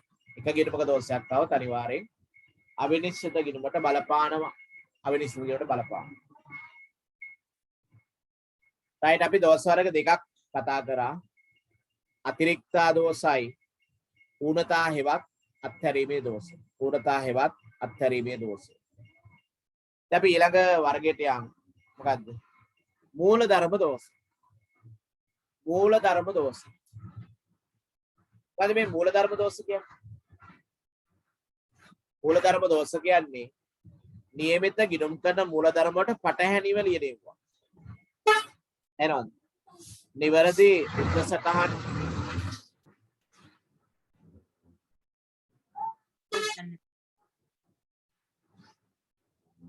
අගන්න නිවැරදි උපසටහන් මූල ධර්ම වලට පටහැනිව ලියනවට කියන අපි මූල ධර්ම දෝෂ කියනවා. මොකද මේ මූල ධර්ම වලට පටහැනි කියන්නේ? දැන් මෙහෙම හිතන්නකෝ. අපි කියනවා මෝටර රථ අලුත් ඇඩිය වියදමක් දරනවා. මෝටර රථ අලුත් ඇඩිය වියදමක් දරනවා රුපියල් 50000ක්. ඒකේ මෝටර රථ කියන වචනේ තියෙනවනේ. අපි ගිහිල්ලා ලියනවා මෝටර රථ කියන ගිණුමෙම. හරිද දැන් වැඩි? මෝටර රථ අලුත් ඇඩිය කියන වියදම අපි දානවා මෝටර රථ කියන ගිණුමට. ඒතර මෝටර රථ කියන්නේ නඩත්තුව මේ මෝටර රථ අලුත්දැරියා කියන්නේ නඩත්තුව සම්බන්ධ කරන වියදම. ඒකට අපි කියන අයබාර ස්වරූපී වියදමක් කියලා. ඔය වියදම් ප්‍රධාන වශයෙන් අයබාර සහ ප්‍රාග්ධන කියලා වර්ග දෙකක් තියෙනවා. ඒකත් ඔය ගාම මතක තියාගන්නකො. මොකද්ද මේ ප්‍රාග්ධන වියදමක් කියන්නේ? මොකද්ද අයබාර වියදමක් කියලා කියන්නේ? ප්‍රාග්ධන වියදමක් කියන්නේ අර එක්වරක් පමණක් දරන වියදම. සහ ඒ වියදම දරුවට පස්සේ අදාළ වත්කමේ කාර්යක්ෂමතාවය, ඵලදායීතාවය, ධාරිතාවය ඔක්කොම වැඩි වෙන්න ඕනේ. දැන් මෝටර රථයක් ගන්නවා කියන එක ප්‍රාග්ධන ස්වරූපේ වියදම. හරිද? මෝටර රථයට අලුතෙන් එන්ජිමක් සවි කරනවා කියන එක ප්‍රාග්ධන වියදම. ඒ කියන්නේ ඵලදායීත්ව කාලේ ගොඩක් වැඩි වෙනවනේ. එන්ජිමක් සවි කරා කියන්නේ ඵලදායීත්ව කාලේ වැඩි වෙනවා. කාර්යක්ෂමතාවය, ඵලදායීතාවය වැඩි වෙනවනේ. ඒවට කියන්නේ ප්‍රාග්ධන ස්වරූපේ වියදම් කියලා. ප්‍රාග්ධන ස්වරූපේ වියදම්. හරිද? සමහර වියදම් තියෙන අයබාර ස්වරූපේ. ඒ කියන්නේ අයබාරයි කියන්නේ නැවත නැවත දරන්න වෙන්නේ. අවුරුද්දෙන් අවුරුද්දට වෙනස් වෙනවා. දැන් අර ප්‍රාග්ධන වියදම් කියන එකපාරක් දරපුවාම ඒක දිගු කාලයක් පවතින. අවුරුදු 10ක් 12ක් පවතින. හරිද? අයබාර වියදම් කියනවා නැවත නැවත දරන්න ඕනේ. ඒකට කියන්නේ පුනරාවර්තන ස්වභාවය වියදම්. පුනරාවර්තන ස්වභාවය වියදම්. ඉඩමක් ගන්න එක ප්‍රාග්ධන වියදම්. හැබැයි ඉඩමේ අපි වැටක් ගැහුවොත් ඉඩ වැටක් ගැහුවා කියන එක සාමාන්‍යයෙන් එතන ප්‍රාග්ධන වියදමක් වශයෙන් ගන්න පුළුවන්. හරි? ඉතින් සාමාන්‍යයෙන් දැන් වාහනයක වය ගත්තොත් එහෙම වාහනයක් ගන්න එක ප්‍රාග්ධන. එන්ජිමක් සවි කරන එක ප්‍රාග්ධන. ඊට පස්සේ මේ වාහනේ අපි නමක් ගැහුවොත් එහෙම එක එක නම් ගහන වාහනවලනේ. හරි? ඒ වාහනේ නම ගැහුවා කියන එක ප්‍රාග්ධන වියදමක් නෙවෙයි. ඒ වාහනේ නම ගැහුවා කියලා ඒ වාහනේ ධාරිතාවයට, කාර්යක්ෂමතාවයට, ඵලදායීතාවයට බලපෑමක් වෙන්නේ නැහැ නේ. නිසා ඒක අයබාර වියදමක් වශයෙන් අපි සලකනවා. කොහොම හරි අයබාර වියදම් කියලා නිතර දරන්න වෙනවා. නැවත නැවත දරන්න වෙනවා. ප්‍රාග්ධන වියදම් මෙහෙම නැවත නැවත දරන්න වෙන්නේ නැහැ. එක වියදමක් දරුවොත් ඒක දිගු කාලයක් පවතිනවා. ඒක තමයි ප්‍රාග්ධන වියදම්. දැන් අපි උදාහරණයක් කතා කරේ මොකද්ද? මෝටර රථ අලුත්දැරියව සඳහා වැය කරපු 50000 දැම්ම කොහාටද? මෝටර රථ ගිණුමට. අන්න එතකොට අයබාර ස්වරූපේ වියදමක් අපි ප්‍රාග්ධන ස්වරූපේ වියදම බවට පත් කරලා තියෙනවා. එහෙනම් වැරද්දක් නේ. එතන නියමිත මූලධර්ම කඩලා තියෙනවා. මූලධර්මයට පටහැනිව තමයි ලියලා තියෙන්නේ. ඉතින් අපි කෝක නිවැරදි කරන්නේ කොහොමද? මම ඒක පෙන්නන්නම් වනම් ඉල්මක් ගහලා. මේ බලන්න. දැන් වියදම් වර්ග දෙකක් ගැන අපි කතා කරන්නේ. රථ අලුත්දැරිය. අනිත් එක රථ. හරිද? දැන් රථ අලුත්දැරියාවට තමයි 50000 අපි වැය කරේ. රථ අලුත්දැරියාවට 50000ක් වැය කරා. ඔව් රක්ෂණ වියදම් අයබාර වියදම්. ඒ කියන්නේ දැන් අපි ලාභ ප්‍රකාශයක් හදද්දී රක්ෂණ වියදම් අයබාර වියදම්ද කියලා අහනවා. ඔව්. ඒ කියන්නේ ලාභ ප්‍රකාශ අපි හදනවනේ. දැන් ලාභ කිනුම් හදපය ඇති. ඕලෙල් කොමර්ස් කරපුවාම ඉන්නවනේ. එතකොට මේ ලාභ ප්‍රකාශ කියන හැම වියදමක්ම අයබාර. අපි අර කතා කරේ ආයතන හා පරිපාලන වියදම්, විකිණීමේ හා බෙදා හැරීම වියදම්, මූල්‍ය වියදම්, වෙනත් වියදම්නේ. ඒවා වර්ෂෙන් වර්ෂයට වෙනස් වෙනවනේ. අවුරුද්දක් ඇතුළත ඒවා අනිවාර්යයෙන් වෙනස් වෙනවා. නේද? දැන් අර මූල්‍ය තත්ත්ව ප්‍රකාශය හදනකොට ඊටම් ගොඩනැගිලි, යන්ත්‍ර සූත්‍ර, මෝටර රථ, ලී බඩු නේද? ඒවා අවුරුදු ගාණක් පාවිච්චි කරන්න ගන්නවනේ. අන්න ඒ සඳහා දරන වියදම් ප්‍රාග්ධන වියදම්. අර ලාභ ප්‍රකාශ තිබු වියදම් මේ ඔක්කොම අයබාර වියදම්. හරිද? අයබාර කියන්නේ නැවත නැවත දරන්න සිදු වෙන්නේ. වර්ෂෙන් වර්ෂයට වෙනස් වෙන්නේ. ප්‍රාග්ධන කියන්නේ එහෙම අවුරුද්දෙන් අවුරුද්දට වෙනස් වෙන්නේ නැහැ. දැන් මෝටර රථයක් ගන්න එක අවුරුදු 15ක් 20ක් පාවිච්චි කරනවා. දිගු කාණ පැවැත්මක් තියෙනවා. යන්ත්‍රයක් ගන්න එකත් එහෙමයි. අවුරුදු 10ක් 15ක් යන්ත්‍ර වලින් බාහිර නිෂ්පාදනය කරනවා. හරිද? අවුරුදු 10ක් 15ක් ගියාට පස්සේ තමයි ඒක නැවත අලුත් කරන්න වෙන්නේ. ඒවා ප්‍රාග්ධන ස්වරූපේ වියදම්. හරි? එතකොට මම මේ කියාගෙන ගියේ මේකනේ. මෝටර රථ අලුත්දැරිය අවස්ථාව වැය කරපු 50000 මෝටර රථ ගිණුමට හර කළ මේක වැරදි. මේක වැරදි. අපි දැන් මේ වගේ දෙයක් නිවැරදි කරාට ඉස්සලම කරන්න ඕනේ. මේ වැරදියට ලියප් එක ඉස්සලා හදන්න ඕනේ. වැරදියට ලියප් එක නිවැරදි කරන්න ඕනේ. දැන් වැරදියට ලියප් එක නිවැරදි කළා විතරක් බෑ. හරි එකක් ලියන්න. හරි එකක් ලියන්න. දැන් අලුත් හරබැර මොකක්ද? අලුත් හරබැර තමයි දැන් රථ අලුත්දැරිය ආහාර 50000යි රථ බැර 50000යි. මේක ජනසරහන් ලියන්නේ. අනික මතක තියාගන්න තව කාරණයක්. මේ වැරදි නිවැරදි කිරීමේ සටහන අපි කරන්නේ. වැරදි නිවැරදි කිරීමේ සටහන් ලියන්නේ පොදු ජර්නල්. අපි පොදු ජර්නල් පාඩමේදී එක වැරද්දක් දෙකක් නිවැරදි කරන එක විතරයි උදාහරණ වශයෙන් සාකච්ඡා කරන්නේ. මේ වගේ වැරදි අපි සංකීර්ණ වශයෙන් කතා කරේ නෑ. නේද? එතකොට පොදු ජර්නල් පාඩමෙත් අපිට දීලා තියෙනවා පොදු ජර්නල් ලියන සටහන් වලට වැරදි නිවැරදි කිරීමේ සටහන්. එහෙනම් මේ හැම වැරද්දක්ම නිවැරදි කරන සටහන පොදු ජර්නලය තුල ඇතුළත් කළ යුතුයි. පොදු ජර්නලේ සටහනක් දාලා ලියන්න. සල්ලක්ෂයක් ලියන්න ඕනේ මේවා. හරිද? දැන් මේක මොකද්ද? ආපහු කියන්නේ රත අලුත්දැඩියා වියදම රත ගිණුමට හර කරා. මේක වැරදි. වැරද්ද නැති කරා හරි එක ලිව්වා. වැරද්ද නැති කරා හරි එක ලිව්වා. එහෙනම් අවසාන දිත් සටහන කොහොමද අපි පොත් ජේල තුල ලියන්නේ? රත අලුත්දැඩියා වියදම් හර 50000යි. රත බැර 50000යි. රත අලුත්දැඩියා වියදම් හර 50000යි. රත බැර 50000යි කියලා අපිට ලියන්න පුළුවන්. සල්ලක්ෂ ලියන මොකද්ද?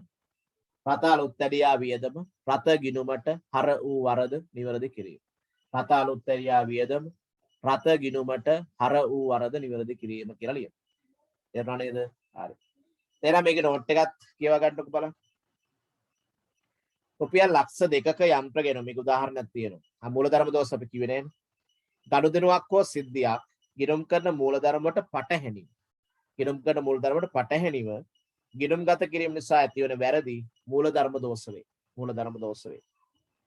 මූලධර්ම දෝෂ ඇතිවීමට ප්‍රධාන හේතුවක් වන්නේ ප්‍රාග්ධන වියදම් සහ අයභාර වියදම් වර්ගීකරණයේදී ඇතිවන වැරදිය. ප්‍රාග්ධන වියදම් සහ අයභාර වියදම් වර්ගීකරණයේ සිදුවන දෝෂලු මේ මූලධර්ම දෝෂ වලට වඩාත් හේතු වෙන්නේ. ඒක දැන් මේ උදාහරණයෙන් පැහැදිලි වෙනවා බලන්න. රුපියල් ලක්ෂ 2ක යන්ත්‍ර බිනදී ගෙනුවා. යන්ත්‍ර ගත්තගෙන ඇත්තටම ප්‍රාග්ධන වියදමක් නේ. දීර්ඝ කාලීන ප්‍රතිලාභ අපේක්ෂාවෙන් අපි කරන ආයෝජනයක් යන්ත්‍රයක් ගන්නවා කියන්නේ. ඒක දාලා තියෙන්නේ කොහාටද? යන්ත්‍ර අලුත්දැඩියා ගිණුමට හර කරලා. යන්ත්‍රයක් ගත්ත එක ප්‍රාග්ධන වියදමක් වුණාට ඒක දාලා තියෙන අයභාර ස්වරූපයේ වියදමක් හැටියට. යන්ත්‍ර අලුත්දැඩියා කියන වියදම් වල තමයි දාලා තියෙන්නේ. හරිද? ඒතර ඒක මූලධර්ම කඩකල් ප්‍රාග්ධන එකක් අයභාර එකක් වශයෙන් ලියලා තියෙනවා. දැන් බලන්න එතකොට මෙහිදී යන්ත්‍ර මිලදී ගැනුම් ප්‍රාග්ධන වියදමක් වුවද ඒ අයභාර වියදමක්සේ සලකා අලුත්දැඩියා ගිණුමේ සටහන් කර ඇත. අලුත්දැඩියා ගිණුමේ සටහන් කර ඇත. මෙහි හර ලෙස වාර්තාව වටිනාකමට බැර ලෙස ද වාර්තා වන බැවින් ශේෂ පිරික්සමේ තුලණය කෙරෙහි බලපෑමක් ඇති වෙනවා. නිවැරදි කිරීමේ සටහන. නිවැරදි කිරීමේ සටහන අපි දෙකේම ලියනවා. රත අලුත්දැඩියා හර කරලා රත ගිණුමට බැර කරනවානේ. එතකොට මොකද වෙන්නේ? ඒතර අපිට ශේෂ පිරික්සමේ මේක අසමානතාවට බලපෑමක් වෙන්නේ නැහැ. අසමානතාවට බලපෑමක් වෙන්නේ නැහැ. ශේෂ පිරික්සම මොකද වෙන්නේ? සමාන වෙනවා. ශේෂ පිරික්සම සමාන වෙනවා. හැබැයි වැරද්දක් තියෙනවා. හරි. එසේම අයභාර වියදම් ප්‍රාග්ධන වියදම්සේ සලකා ගිණුම්ගත වුවද ශේෂ පිරික්සම තුලණය කිරීමට බලපෑමක් ඇති නොකර. ඒක අනිත් පැත්තට එන්නත් පුළුවන්. දැන් මෙතන ලිව්වේ අපි මෙතන ලිව්වේ අයභාර වියදමක් ප්‍රාග්ධන වියදමක් වශයෙන් ලිව්වා. අයභාර එකක් ප්‍රාග්ධන එකක් වශයෙන් ලිව්වා. ප්‍රාග්ධන එකක් අයභාර වශයෙන් ලියන්නත් පුළුවන්. ඒකත් වැරද්දක්. නේද? දැන් අපි කිව්වොත් මේකම අනිත් පැත්තට රත ගත්තා ලක්ෂ 5ක්. ඒක දැම්ම රත අලුත්දැඩියා ගිණුම. ලක්ෂ 5ක රතයක් ගැනීම රත අලුත්දැඩියා ගිණුමට දැම්මනම්. ඒතර ප්‍රාග්ධන වියදම අයභාර වියදමක් වශයෙන් ලියලා තියෙනවා. ඒතර මේක වැරදි කියලා මේක නැති කරලා හරියට රත ගිණුමට දාන්න වෙනවනේ. ඒතර ඔක දෙපැත්තට වෙන්න පුළුවන් නේ. එක්කෝ ප්‍රාග්ධන වියදමක් අයභාර වියදමක් වශයෙන් ලියන්න පුළුවන්. අයභාර වියදමක් ප්‍රාග්ධන වියදමක් වශයෙන් ලියන්න පුළුවන්. දෙක දෙපැත්තටම යන්න පුළුවන්. මේ දෙකම එක් කියලා තියෙනවා. ඒතර මේක ශේෂ පිරික්සමේ තුලණයට බලපෑමක් ඇති නොකරන එක. අසමානතාවට බලපෑමක් ඇති නොකරන එක. කෙසේ වෙතත් ගිණුම් කරන මූලධර්ම වලට පටහැනි බැවින් දෝෂයක් ලෙස හඳුනාගෙන. මේක වැරද්දක් තමයි. හැබැයි අසමානතාවට බලපාන්නේ. ශේෂ පිරික්සමේ අසමානතාවට බලපාන්නේ නැහැ. ඒකට හේතුව හරබැර දෙකම අපි නිවැරදි කරද්දී අලුතෙන් ලියන්න වෙනවා. හරබැර දෙකම ලියන්න වෙනවා. හරි. ඊට අපි දෝෂ කීයක් දැන් කතා කරාද? අතිරික්තතා දෝෂ ගැන කතා කරා. ඌලතා හෙවත් අත්හැරීමේ දෝෂ කතා කරා. ඔව් ඊට පස්සේ මූලධර්ම දෝෂ කතා කරා. තුනක් කතා කළා දුන්න මූලධර්ම දෝෂ. හරි. ඊට පස්සේ අලුත් දෝෂ වර්ගයකට යන් අපි. මොකද අලුත් දෝෂ වර්ගය? ද්විකරණ දෝෂ. ද්විකරණ නැත්නම් ද්විගණන දෝෂ. ද්විකරණ දෝෂ කියන්නේ ඒක ලේසි. එකම ගණන දෙපාරක් ලියන. එකම ගණන දෙනවා හරබැර දෙපැත්තම දානවා දෙපාරක්. දැන් හිතන්නකෝ විදුලි ගාස්තු ගෙවුවා 1000යි. එකපාරක් වොන් දැම්ම විදුලිය හර මුදල් බැර කියලා. ඒක නේ හරි සටහන. ආයෙත් අපිට අමතක වෙලා ආයෙත් විදුලිය ගිණුමට හර කළා. ඒකම ආයෙත් මුදල් බැර කරනවා. ඔන්නවට තමයි කියන්නේ ද්විකරණ දෝෂ කියලා. එකම ගනුදෙනුවේ හරබැර දෙපාරක් අදාළ ගිණුම් වල ලියන එකට කියනවා ද්විකරණ දෝෂ කියලා. ද්විකරණ දෝෂ. මොකද කරන්න ඕන නිවැරදි කරන්න. දෙකෙන්ම එකපාර අඩු කරන්නේ. දැන් විදුලිය 10000 2000ක් විදුලිය ගිණුමට හර කරා නම් 1000ක් බැර කරපුවාම ඉතුරු වෙන්නේ 1000යි. මුදල් වලට 10000 2000ක් බැර කරා නම් 1000ක් හර කරා නම් මොකද වෙන්නේ? ඉතුරු වෙන්නේ 1000යි. නිසා දෙකෙන්ම අඩු කරන්න ඕනේ. ඒ වගේ වැරද්දක් කරලා තියෙනවා නම් ඒ වැඩියෙන් දාපු ගිණුම් දෙකෙන්ම ආපස්සට අඩු කරන්න. එතකොට නිවැරදි වීමක් වෙනවා. අනිවාර්ය කියන ද්විකරණ දෝෂ කියලා. බලන්න ඒකත් තේරුම් ගන්න. මේකේ නිර්වචන තියෙනවා. කිසියම් ගනුදෙනුවක් හෝ සිද්ධියක්. කිසියම් ගනුදෙනුවක් හෝ සිද්ධියක් උපයෝගී පොත්වල හෝ අදාළ ලෙජර් ගිණුම් වල හෝ දෙවරක් සටහන් වීම ද්විකරණ දෝෂ නම් වේ. දෙපාරක්. එකම ගණදෙනුව දෙපාරක් ලියන එකට කියනවා ද්විකරණ නැත්නම් ද්විගණන දෝෂ කියලා. උදාහරණයකුත් තියෙනවා බලන්න. උදාහරණ තමයි රුපියල් 8000ක අමුද්‍රව්‍ය මිලදී ගැනීම. මිලදී ගැනීම මුදල් පොතේ දෙවරක් සටහන් වීම. 8000ක අමුද්‍රව්‍ය මිලදී ගැනීම මුදල් පොතේ දෙවරක් සටහන් වීම තවදුරටත් කියනවා. මෙහිදී එකම ගණදෙනුව දෙවරක් මුදල් පොතේ වාර්තා වන බැවින් ගැනුම් ගිණුමේද දෙවරක් වාර්තා වේ. එබැවින් ශේෂ පරීක්ෂම තුලණය වීම කෙරෙහි බලපෑමක් ඇති නොකරයි. හරි? අපඩ මම ගාන හදලත් වෙන්නන්න.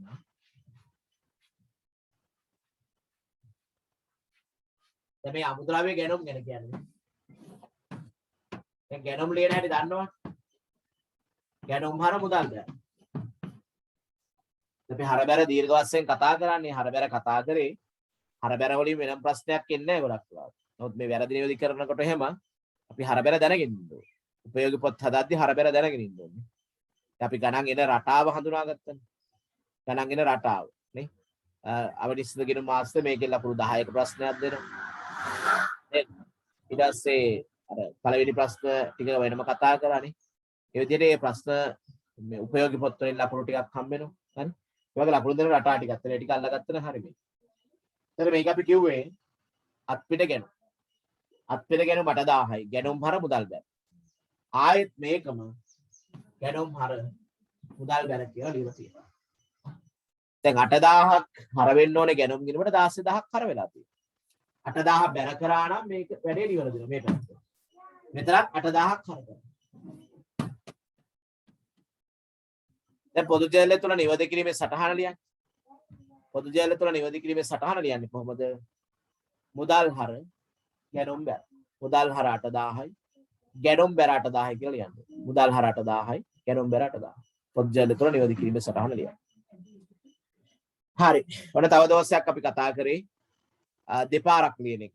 ද්විකරණ දෝෂ නැත්නම් ද්විගණන දෝෂ. දෙපාරක් ලියන එක.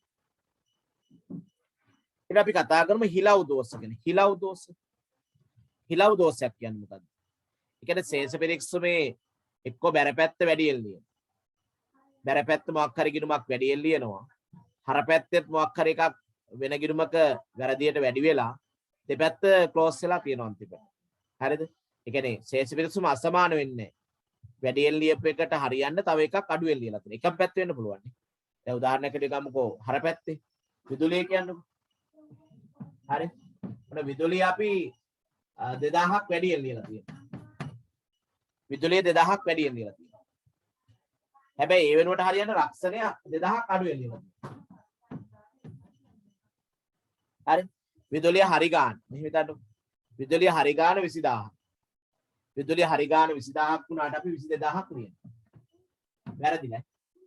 හරි විදුලිය 20000යි. ලිව්වා 22000. 2000ක් වැඩියෙන් ලියවන්නේ. හරි. රක්ෂණය හරි එක 15000. අපි රක්ෂණය ලියන 13000ක් ඇතුළේ.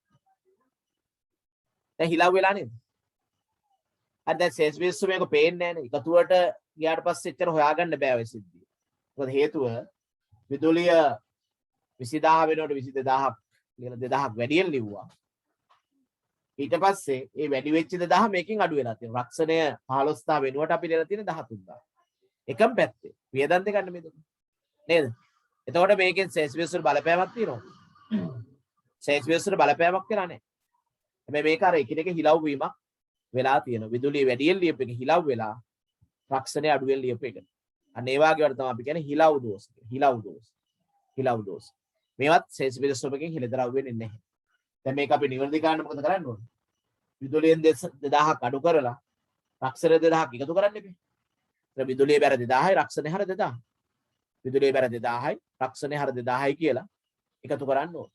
දෙපැත්තටම ගලපන්න ඕනේ. එහෙනම් මේක ශේෂ පරිස්සමෙන් අනාවරණය නැත්නම් හිලව් මේ නොවන දෝෂයක් හිට ගන්න පුළුවන්. හිරිදරව් නොවන දෝෂය. බලන්න මේකෙත් නෝට් එක තියෙනවා එකේ. හිලව් දෝෂ. ගිණුම් තැබීමේදී ශේෂ පිරික්සුමේ තුලණයට බලපෑමක් ඇතිවන වරදක් සිදු වූ පසු ඒ හා සමාන අගයකින් වෙනත් ගිණුමක හෝ ගිණුම් කිහිපයක වරදක් හෝ වැරදි කිහිපයක් සිදු වීම තුළින් ඇති වූ වෙනස ඉවත් කළ හැකියි. ඒවා හිලව් දෝෂයට හැඳින්වෙනවා. ඉතින් පාඩම් කරන්න ගියම මේ විදිහටම පාඩම් කරගන්න ඕනේ. ශේෂ පිරික්සුමේ එකක් වැඩියෙන් ලියලා ඒක හිලව් වෙන්න තව එකක් අඩුවෙන් ලියන්න. හරි? ඒවා එක්කදී අර එකට එකක් කැපිලා යනවනේ. වැඩියෙන් ලියප එකට අඩුවෙන් ලියප එක හිලව් වීමක් වෙනවා. ඒක අසමානතාවට බලපාන්නේ නැහැ එතකොට. හරි? මෙලෙස එක් එක් දෝෂ මත සිදු වී ඇති වරද හිලව් වී යයි නම් ශේෂ පිරික්සුවේ තුලණයට බලපෑමක් ඇති නොකරයි. උදාහරණයකොත් මේක දීලා තියෙනවා. පඩ උදාහරණ බලන්න. රුපියල් 2500ක අත්පිට විකුණු මුදල් පොතේ නිවැරදිව වාර්තා වුවද විකුණුම් ගිණුමේ මේ දෙවරක් වාර්තා වෙලා. ඒතර 2500ට 5000ක් විකුණුම් ගිණුම ලියලා තියෙනවා. 5000ක් ලියලා තියෙනවා. මේ හේතුවෙන් ශේෂ පිරික්සුම තුලණයේදී එහි බැරපැත්ත 2500ක් වැඩි වී ඇත. 2500ක් වැඩි වෙලා තියෙනවා. පසුව 2500ක පොලි ආදම් ගිණුමට හර වී ඇත.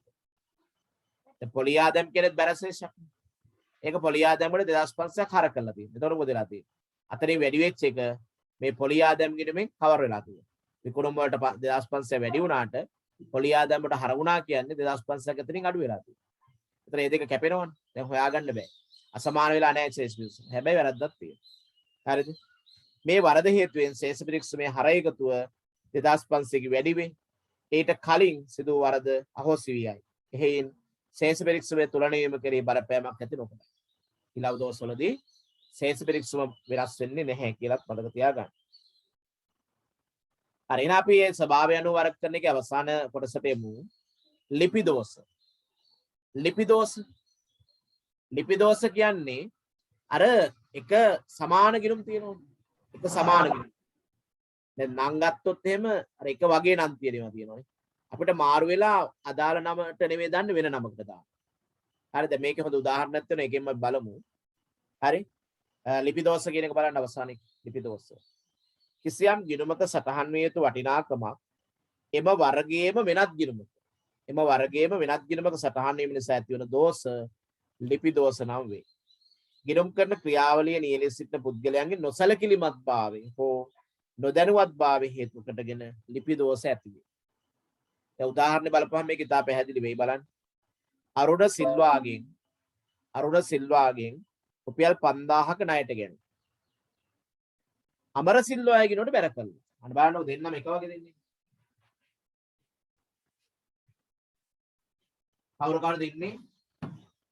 එක්කෙනෙක් ඉන්නවා අරුණ සිල්වා. අනිත් එක්කන අමර සිල්වා. දෙන්නම සිල්වලා දෙන්නේ නේද? අරුණ සිල්වා සහ අමර සිල්වා දෙන්නම සිල්වලා. එතකොට අරුණ සිල්වාගෙන් 5000ක් ගන්න. අරුණ සිල්වාගේ 5000 ණයට ගන්න. ගැණුම් හර අරුණ සිල්වා බැර. මෙයාට බැර වෙන්න. එයාට බැර වෙන්න ඕනේ. හැබැයි කාටද බැර කළා තියෙන්නේ? අරුණ සිල්වාගෙන් 5000ක ණයට ගෙන අමර සිල්වාගේ නෝට බැර කළා. මෙයාට බැර කළා. මේක වැරදි. අරුණ සිල්වාට යන්න ඕනේ අමර සිල්වාට දාලා හරියන්නේ. මේ වැරද්ද නැති කාට 5000 මෙයාට හර කරනවා. හරි එක අරුණ සිල්වාගේ මෙලිය. වැරද්ද නැති කරලා හරි එකක් දෙන්නේ. එතන මේක ජනසරණෙන්නේ කොහොමද? අමර සිල්වා හර අරුණ සිල්වා බැර. අමර සිල්වා හර 5000යි අරුණ සිල්වා බැර 5000යි කියලා එන්නේ. ඒතර ශේෂ පිරික්සුමෙන් අනාවරණ වෙන්නේ නැහැ. හර බැර දෙකම අලුතෙන් ලියන්න වෙනවා. ඔන්න ඔයාලට තමයි කියන්නේ ලිපි දෝෂ කියන්නේ. ලිපි දෝෂ. එක වගේ ගිණුම් තියෙනකොට ඒවා මාරු වෙලා නේද දාන්න ඕන ගිණුම නැතුව වෙන ගිණුමකට දැම්මොත් ඒකට අපි කියනවා ලිපි දෝෂයක් කියලා. ලිපි දෝෂයක් කියලා කියනවා. හරි? හරි. දැන් එන අපි ස්වභාවය අනුව වැරදි වර්ගීකරණයේදී වැරදි වර්ග ගණනාවක් සාකච්ඡා කරා. මුලින්ම අපි කතා කරා අතිරික්තතා දෝෂ ගැන. මොකද අතිරික්තතා දෝෂ කිව්වේ? ගනුදෙනු වැඩියෙන් හෝ අඩුවෙන් උපයෝගී පොත්වල හෝ ලෙජර් ගිණුම් වල වැඩියෙන් හෝ අඩුවෙන් ලියුවොත් ඒක අතිරික්තතා දෝෂයක්. පූර්ණතා දෝෂයවත් අත්හැරීමේ දෝෂය. ditth සටහනම සම්පූර්ණයෙන් අතහැරනවා නැත්නම් ditth සටහන වලින් එක සටහනක් විතරක් අතහැරුණොත් ඒකට කියනවා ඌනතා හෙවත් අත්හැරීමේ දෝෂ. ඊළඟට අපි කතා කරා මූලධර්ම දෝෂ. නිවැරදි ගිණුම් කරන මූලධර්මයට පටහැනිව ලියන. අයබාර වියදමක් එක්ක ප්‍රාග්ධන වියදමක් වශයෙන් ලියන. නැත්නම් ප්‍රාග්ධන වියදමක් අයබාර වියදමක් වශයෙන් ලියන. ඒවට කියනවා මූලධර්ම දෝෂ. ඊට පස්සේ ද්විකරණ දෝෂ. එකම ගනුදෙනු දෙපාරක් ලියනවා නම් ද්විකරණ දෝෂ. හිලව් දෝෂ. එකිනෙකට හිලව් වන දෝෂනේ. එකක් වැඩියෙන් ලියලා තව එකක් අඩුවෙන් ලියනවා. එතකොට මේ දෙක කැපෙනවා. හිලව් දෝෂ. අවසානයේ ලිපි දෝෂ. ඒ කියන්නේ එක වගේ නම් තියෙනකොට මාරු වෙලා අදාළ නමට නෙමෙයි වෙන නමකට තොරතුරු වාර්තා වීමක් වුණොත් අන්න ඒක ලිපි දෝෂයක්. ලිපි දෝෂයක්. හරි නේද? දැන් ඔකට ප්‍රශ්නයක් දීලා තියෙනවා. දැන් මේ කරපු ටික මෙච්චර මම දැන් සෑහෙන වෙලාවක් කතා කරා පැය විනාඩි 15ක් ඒ දෝෂ ගැන කතා කරා. සෑහෙන වෙලාවක් සාකච්ඡා කළා. හරිද? දැන් මේ ප්‍රශ්න ටිකට අපි උත්තර ලියමු. එක එක්කෙනා උත්තර දාන්න බලන්න දැන් මේ ප්‍රශ්න වලට. කියලා බලමු හරියටම මේක තේරුම් ගන්න තියනවද කියලා. හැමෝම දාන්න උත්තර. හරි? එක්කෙනෙක් දැම්මට පස්සේ අනිත් කටින් දාන්න හැමෝම. දැන් ප්‍රශ්නෙට යන්නකො බලන්න. ප්‍රශ්න අංකයට යන්න. ඒක තියෙනවා මෙහෙම.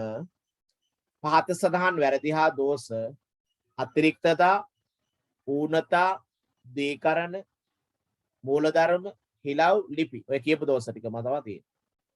යන දෝෂ වලින් කුමන දෝෂයකට අයත් වන්නේදයි සඳහන් කරා. හරිද? අද පළවෙනි ප්‍රශ්නේ බලන්න.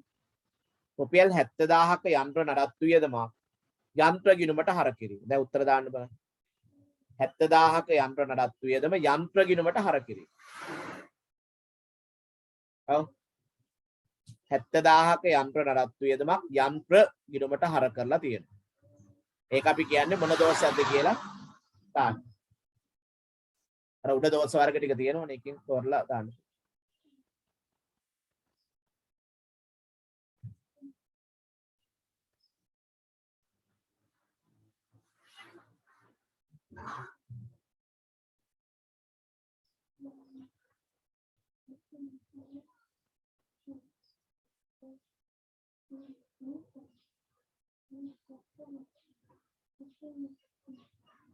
ඔව් එකෙක් දානවා කල්පනි මූලධර්ම දෝෂ. හොඳයි. එයාගේ උත්තරේ හරි. චරිතයත් උත්සාහ කරන්න මම දැන් ඒකේ කොන කරන්න ඕන නිසා දෙන්නම් උත්තරේ. ඒතර 70000ක යන්ත්‍ර නඩත්තු වියදමක් යන්ත්‍ර ගිණුමට හර කළානේ. ඒතර නඩත්තු වියදම කියන්නේ අයබාර වියදමක්. යන්ත්‍ර කියන්නේ ප්‍රාර්ථන ස්වරූපේ වියදමක්. ඒ නිසා මේක මූලධර්ම දෝෂය හරි. මූලධර්ම දෝෂයක් තමයි. හරි. දෙවෙනි එක. රුපියල් 15000ක ආපසයම් ජල දෙවරක් වාර්තා වේ. ආපසයම් ජල දෙවරක්. හොඳයි. net mini නේද? ද්විකරණ දෝෂ කියලා දාලා තියෙනවා. එයත් හරි. උත්තරේ ද්විකරණ දෝෂ. ද්විකරණ දෝෂ. ද්විකරණ දෝෂ. අනිත් අය ලියා ගන්න උත්තරේ ගත්තත් උත්තරේ එනවා. ඇත්ත දැන් හැමෝටම දාන්න බෑ නික්වන්න. ද්විකරණ දෝෂ. සමහර අය ටයිප් කරගන්නත් අමාරුයි සිංහලෙන් නේද? ද්විකරණ දෝෂ. තුන්වෙනි එක රුපියල් 2500ක දුරකථන වියදම් මුදල් පොතේ 5200ක් ලෙස සටහන් කරනවා. හරි? 2500ක දුරකථන වියදම මුදල් පොතේ 5200 වැඩියෙන් ලියනවා. වැඩියෙන් ලියනවා. උපයෝගී පොතේ වැඩියෙන් ලියනවා. එතන මොකද්ද දෝෂය කියලා අපි තෝරන්න ඕන.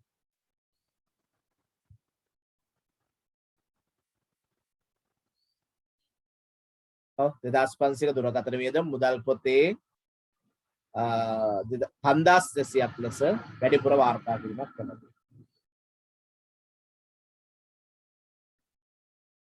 දාන්න උත්තර.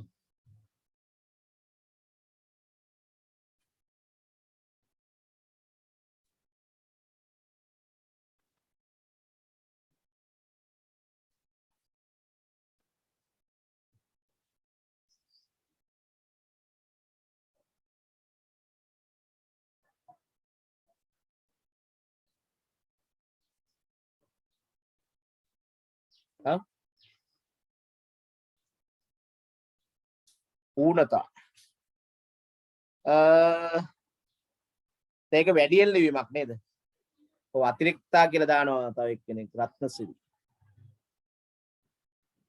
විශේෂ රත්නසිරි. ඔව් මෙයාගේ උත්තරේ හරි. කියන්නේ අතිරික්තා දෝෂයක්. මතක නැද්ද? 2500ක දුරකථන වියදම් මුදල් පොතේ 5600ක් ලෙස. ඒ කියන්නේ වැඩියෙන්නේ. දැන් බලන්න ඕන නම් ගිහලා අතිරික්ත දෝෂ නිර්වචනය කරපෙ. එතින් ගනුදෙනුවක් හෝ සිද්ධියක් උපයෝගී පොත්වල හෝ ලෙජරේ සටහන් කළද එහි සත්‍ය වටිනාවට වඩා වැඩියෙන් හෝ අඩුවෙන්. ඔය වැඩියෙන් හෝ අඩුවෙන්. ඒක උපයෝගී පොත්වල හෝ ලෙජරේනේ. නේද? උපයෝගී පොත්වල ලෙජරේ වැඩියෙන් හෝ අඩුවෙන්. හැබැයි දෙකම තියෙනවා. දැන් අර 6 වෙනි එක බලපුවහම පොඩ්ඩක් දැන් ඒතර උණතත් හරි හැබැයි අර නිර්වචනය අනුව ගන්න පුළුවන් නේ. දුරකථන වියදම් මුදල් පොතේ 5600ක් ලෙස සටහන් කිරීම. ඔය එක අපි අතිරික්තතාර අර වැඩියෙන් නිසා අතිරික්තා කියලා ගමුනේ. දැන් සාමාන්‍ය අතිරික්තා කියපුවම වැඩියෙන් කියන වචනේ ටිකක් අදහසක් එනවනේ නේ. අඩුවෙන් නම් ඒක ඌනතාවයක් නේතර පොඩි නිර්වචනයේ ගැටලුවක් තියෙනවා. දැන් අපි උසස් පෙළට ආපුවම නම් මෙහෙම නිර්වචනය කරන්නේ නැහැ. නමුත් අපිට ඒ ටික දෙන්න බෑනේ.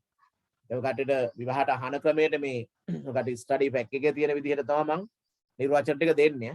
ඒ නිසා ඒකේ අපි ගමු අතිරික්තා දෝෂ කියලා. හරි. සමහර වෙලාවට ඒකෙල්ලේ ප්‍රකාශ කරන්න පුළුවන්ව තියෙනවා. 4 7500ක විදුලි වියදම් ගොඩනැගිලි නඩත්තු කිරීම වාර්තා කර ඇත. 7500ක දුරකථන වියදම් 7500ක විදුලි වියදම් ගොඩනැගිලි නඩත්තු කිරීම වාර්තා කළා. මූලධර්ම දෝෂ. මූලධර්ම දෙන්න. දැන් අපිට එකට එකක් දාන්න වෙන්නේ. එක තාත්තා. එකට එක දෝෂ වර්ගය එන්නේ. දැන් මූලධර්ම දෝෂ කලින් ලිව්වනේ. ඔව්. දැන් ඒතර මූලධර්ම දෝෂ කියන්න බෑ. ඇයි මූලධර්ම කඩ වෙලා නේ? රුපියල් 7500ක විදුලි වියදම ගොඩනැගිලි නඩත්තු ගිණුම. දෙකම මොන ගිණුම් දෙකක්ද? දෙකම වියදම් ගිණුම් දෙකක්. දෙකම වියදම් ගිණුම් දෙකක්. නේද? විදුලිය කියන්නේ තයබාර වියදමක්. ලාබල ප්‍රකාශයට හර වෙන එකක්. ඊට පස්සේ ගොඩනැගිලි නඩත්තු කියන එකත් අයබාර ස්වරූප වියදමක් තමයි. එහෙනම් මොකද්ද ගන්න තියෙන්නේ? ඒකේ මූලධර්ම කියලා ගන්න එපා. මූලධර්ම කියන එක ඉන්නේ. අපි කියන්නේ දැන් එක සමාන හිලව් දෝෂ. ඔව් ලිපි දෝෂ අන්න දැන් හරියට දැම්මොත් ලිපි දෝෂ. ඔව් ලිපි කියන එක තමයි හරි. මොකද එක වාගේ ගිණුම් දෙකක්. එක පොඩ්ඩක් අපි ලියාගත්තා නම් පැහැදිලි වෙනවා. 7500ක විදුලි වියදම ගොඩනැගිලි නඩත්තු වියදම් වෙනවනේ. විදුලිය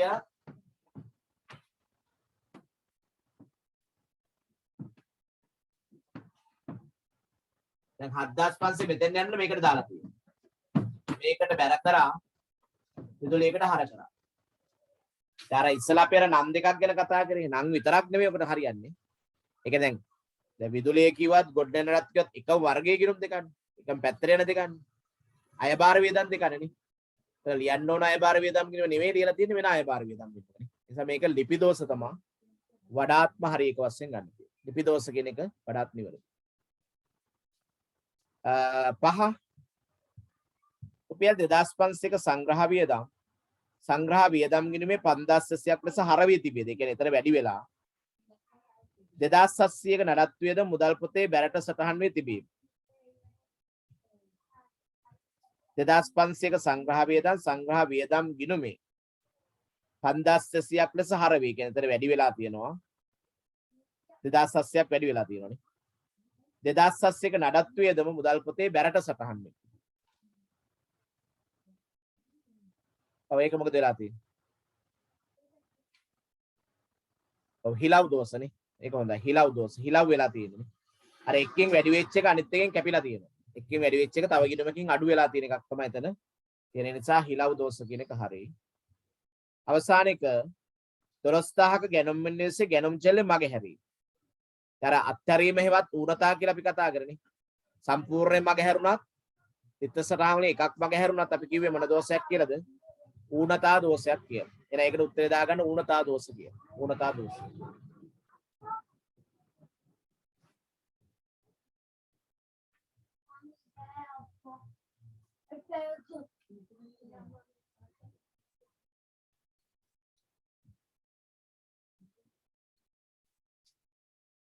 හරි.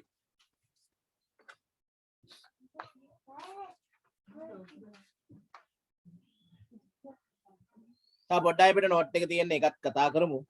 අභ්‍යාස ටික කරලා අපිට මේ පාඩම අවසන් කරන්න පුළුවන්. ඊළඟ බලන්න දෙවෙනි ප්‍රධාන ආකාරය කියන වැරදි නිවැරදි කරන ආකාරය වැරදි වරක කරන ආකාරය වැරදි සිදුවන ආකාර අනුව වරක කිරීම. වැරදි සිදුවන ආකාරය අනුව වරක කිරීම. වැරදි සිදුවන ආකාරය අනුව වරක කිරීම. කොහොමද වරක කරන්න බලන්න. මූලික පොත්වල සටහන් කිරීමේ සිදුවන වැරදි. මූලික පොත්වල සටහන් කිරීමේ සිදුවන වැරදි. ඒ කියන්නේ උපයෝගී පොත්වල ගණන්දිනු වාර්තා කරද්දී වැරදි වෙන්න පුළුවන්. මොනවා වගේද? එකක් රුපියල් 7000ක විකුණුම් ඉන්වොයිසයක් මූලික විකුණුම් පොතෙන් මගේ හැරීම. දැන් ඒකත් සේල්ස්මෙන් හෙදතරව නොවන වැරද්දක් නේ. මේක එක විදිහට වර්ගීකරණය කරලා තියෙන්නේ මේ වැරදි සිදුවන ආකාරය. මූලික පොත්වල සටහන් කරලා තිබෙන වැරදි මොනවද? 7000ක විකුණුම් ඉන්වොයිසයක් මූලික පොතෙන් මගේ හැරීම. ඉතින් ඒක අපි අනිවාර්යෙන් හර බැර ලියන්න වෙනවා. විකුණුම් බැර ණයගැති හර කියලානේ. මගේ හැරෙන සම්පූර්ණ විකුණුම්. නිවැරදි කරන්නේ කොහොමද? විකුණුම් බැර ණයගැති හර කියන. විකුණුම් බැර ණයගැති හර කියන. ඊළඟට 21,500ක ගැනුම් ඉන්වොයිසයක් ගැනුම් මූලික පොතේ දෙවරක් සටහන් වෙන්නේ. මේකත් වැරද්දක් නේ එතකොට. ඒතර ගැනුම් ඉන්වොයිසෙ දෙවරක් වාර්තා වුණා කියන්නේ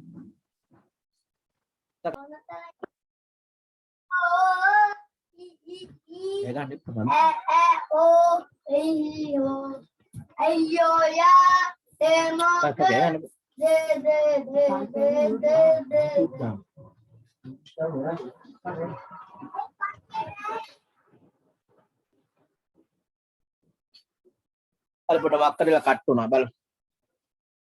ඉතින් අපි කියාගෙන ගියේ 21500 ගැනුම් ඉන්වොයිසයක් ගැනුම් මූලික පොතෙන් දෙවරක් වාර්තා වේ. දැන් ඒකත් උපයෝගී පොත්වල සිදුවන දෝෂයක්.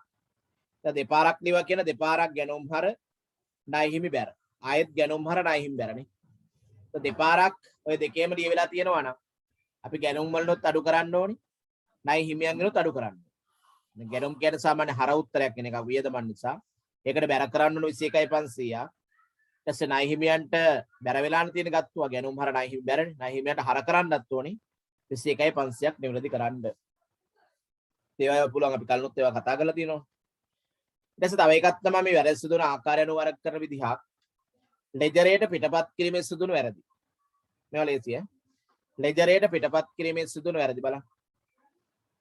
රුපියල් 5000ක විකුණුම් ගිණුමේ 500ක් ලෙස වාර්තා වීම. දැන් අපිට වෙන වැරදි නෙවෙයි.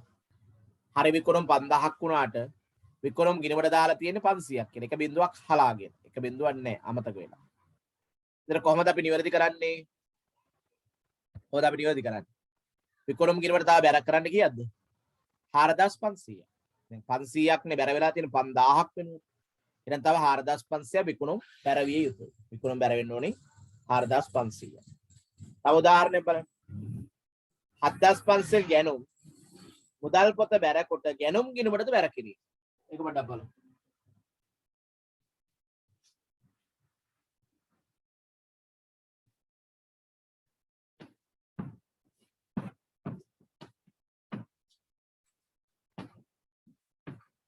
බලන්න පොඩ්ඩක්. රුපියල් 7500ක ගැනුම් මුදල් පොත බැර කොට ගැනුම් ගිණුමටද බැර කිරීම. මෙතෙන්වත් බැර මෙතෙන්වත් බැර. දැන් මේක නිවැරදි කරන්නේ කොහොමද? මේක පොඩි වෙනසක් තියෙනවා. දැන් මුදල් බැර කරපිට හරි. ගත්තනම් ගැනුම් හර මුදල් බැරනේ එහෙම යන්නේ. ගැනුම් ගේට බැර වෙලා මේක වැරදි. වැරද්ද නැති කරන්න. දැන් මෙතන වැරද්ද නැති කරන්න 7500ක් නම් බැර කළා මදි. තේරුණාද? දැන් 7500 වැරදියට බැර වෙලා. දැන් මේ වැරද්ද නැති කරන්න 7500ක් අපි හර කරමු. වැරද්ද සිදුවෙච්ච වැරද්ද නැති කරන්න 7500ක් හර කරපුවාම මොකද වෙන්නේ? හර බැර සමානලා උත්තරේ බිඳුවක් වෙනවා. හර බැර සමානලා උත්තරේ බිඳුවක් වෙනවා. දැන් ගැනුම් පේනවද හර පැත්තෙන්? ගැනුම් හර පැත්තෙන් පේන්නේ නැද්ද? ඇත්තටම ගැනුම් හර පැත්තෙන් පේන්නත් ඕනේ. එහෙනම් පේන්න නම් තව 7500 මේකට දාන්න ඕනේ. එහෙනම් මතක තියාගන්න මේ වගේ වැරද්දකදී ඩබල් දාන්න ඕනේ. පැත්ත මාරුවලා තිබ්බොත් ඩබල් කරන්න. එහෙම මතක තියාගන්න ඕනේ. ලියන්න ඕනේ පැත්ත නැතුව වෙන පැත්තක ලිව්වොත් දෙගුණයක්ම දාන්න ඕනේ හැම වෙලේම. දෙගුණයක් දාන්න ඕනේ. තේරුණාද? දැන් අත් පිට ගත්තු ටික ගැනුම් හර වෙලා තමයි මුදල් බැර වෙන්නේ. මෙයා මොකද කරලා තියෙන්නේ? මුදලොත් බැර කරලා ගැනුම් ගිණුමටත් බැර කරලා. මේක නම් හරි. මේක වැරදිනේ. ඉස්සෙල්ලා අපි මොකද කරේ? වැරද්ද නැති කරා.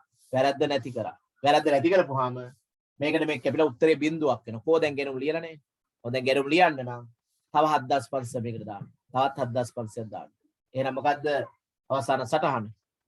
ගැනුම් හර 15000යි. ගැනුම් හර 15000යි. අවිනිශ්චිත බැර 15000යි කියලා එන්නේ. තේරුණාද? ගැනුම් හර 15000යි. අවිනිශ්චිත බැර 15000යි කියලා දැම්මොත් තමයි මේක නිවැරදි සටහනක් එන්නේ. එහෙනම් මොනවා හරි ගිණුමක පැත්ත මාරු කළා දැම්මොත් නිවැරදි කරන්න දෙගුණයක් දාන්න ඕනේ. හරි? තාමත් අපි අභ්‍යාසයක් හදනකොට මේ ටික පැහැදිලි වෙයි. මොකද අපි අභ්‍යාස 5ක් හදනවා. විභාගට ආපු අභ්‍යාසත් ඔගේ දාලා තියෙනවා. ඒ ටික හදාගත්තාම අපිට එන්නේ මොනවද කියලා හරියටම අවබෝධ කරගන්න පුළුවන්. හරි ඊළඟ බලන්න. තව වැරදි සිදුවන ආකාරයන් වර්ග කිරීමක් තමයි ලෙජර් ගිණුම් තුලනය කිරීමේ දෝෂ. ඔව් ඒවත් අපිට හරියට වෙන දේවල්. මුදල් පොතේ හර පැත්ත එකතුව 5000ක් වැඩියෙන් එකතු කරා. එතන මුදල් ගිණුමේ 5000ක් වැඩියෙන් එකතු කරා නම් මුදල් කියන වර්තමාන මේ පැත්ත වැඩි. එතන මොකද කරන්නේ? 5000 බැල කරා නම් නිවැරදි වෙනවා. එතන මුදල් ගිණුම විතරනේ දෝෂේ තියෙන්නේ. මුදල් ගිණුම විතරයි දෝෂේ තියෙන්නේ. මුදල් බැර අවිනිශ්චිත හර. මුදල් බැර අවිනිශ්චිත හර. එක ගිණුමක දෝෂයක් නම් අනිවාර්යෙන් අවිනිශ්චිත වෙනවමයි. හරි. තව එකක් ඒකේ ලෙජර් ගිණුම් තුලනය කිරීමේ දෝෂයක් තව එකක් දීලා දෙනවා. පොලි ආදම් ගිණුම තුලනය කිරීමේදී බැර එකතුව 350ක් අඩුවෙන් ගත්තා. ආදමක් කියන්නේ කොහොමද බැර සටහනක් තමයි. එතන පොලි ආදම 350ක් අඩුවෙන් බැර පැත්ත එකතු කරා නම් මොකද කරන්නේ? බැර පැත්තට තව 350ක් එකතු කරා. එතන පොලි ආදම බැර 350යි. හර වෙන්නේ කොහටද? අවිනිශ්චිත ගිණුම. එක ගිණුමක දෝෂයක්. පොලි ආදම බැර අවිනිශ්චිත හර කියලා නිවැරදි කරගන්න පුළුවන්. හරි. ඊළඟ තව එකක් එක දීලා තියෙනවා වැරදි සිදුවන ආකාරයන් වර්ග කරන එක යටතේ ලෙජරේ ශේෂයන් ශේෂ පිරික්සුමට උපුටා ගැනීමේ දෝෂ. හොඳ එකක්. ලෙජරේ ශේෂයන් ශේෂ පිරික්සුමට උපුටා ගැනීමේ දෝෂ. පොඩ්ඩක් මේක බලන්න මම නියෝජි කරන විදිහ කියලා දෙන්නම්. ඔයා අනිවාර්යෙන් එනවා. එකක් තමයි මේ උදාහරණ දෙක පැහැදිලි කරගත්තා නැති ඔයාලට. යන්ත්‍ර ගිණුමේ 275000ක ශේෂය ශේෂ පිරික්සුමට 257ක් ලෙස උපුටා ගැනීම. මේ ශේෂ පිරික්සුම. ශේෂ පිරික්සුම. එතන ශේෂ පිරික්සුමට යන්ත්‍ර යන්නේ හරටනේ. මොකද වත්කමන යන්ත්‍ර කියන්නේ. යන්ත්‍ර වත්කම ශේෂ පිරික්සුම හරට යන්නේ. කීයද හරි ඉලක්කම? 275000. හැබැයි මේක ශේෂ පිරික්සුමට හර කරලා තියෙන කීයක් හැටියද? 257ක් ලෙස. දැන් මේකේ ප්‍රශ්න තියෙන්නේ මොකද්ද? මේකේ ප්‍රශ්නේ තියෙන්නේ පැත්ත හරි. පැත්ත හරි. ශේෂ පිරික්සුම ගිය පැත්ත හරි. හැබැයි ඉලක්කම වැරදිනේ. 275ට 257 ලියලා තියෙනවා. ඔය ඉලක්කම් වල පොඩි කොට පාට ඇත්තම තියෙන්නේ.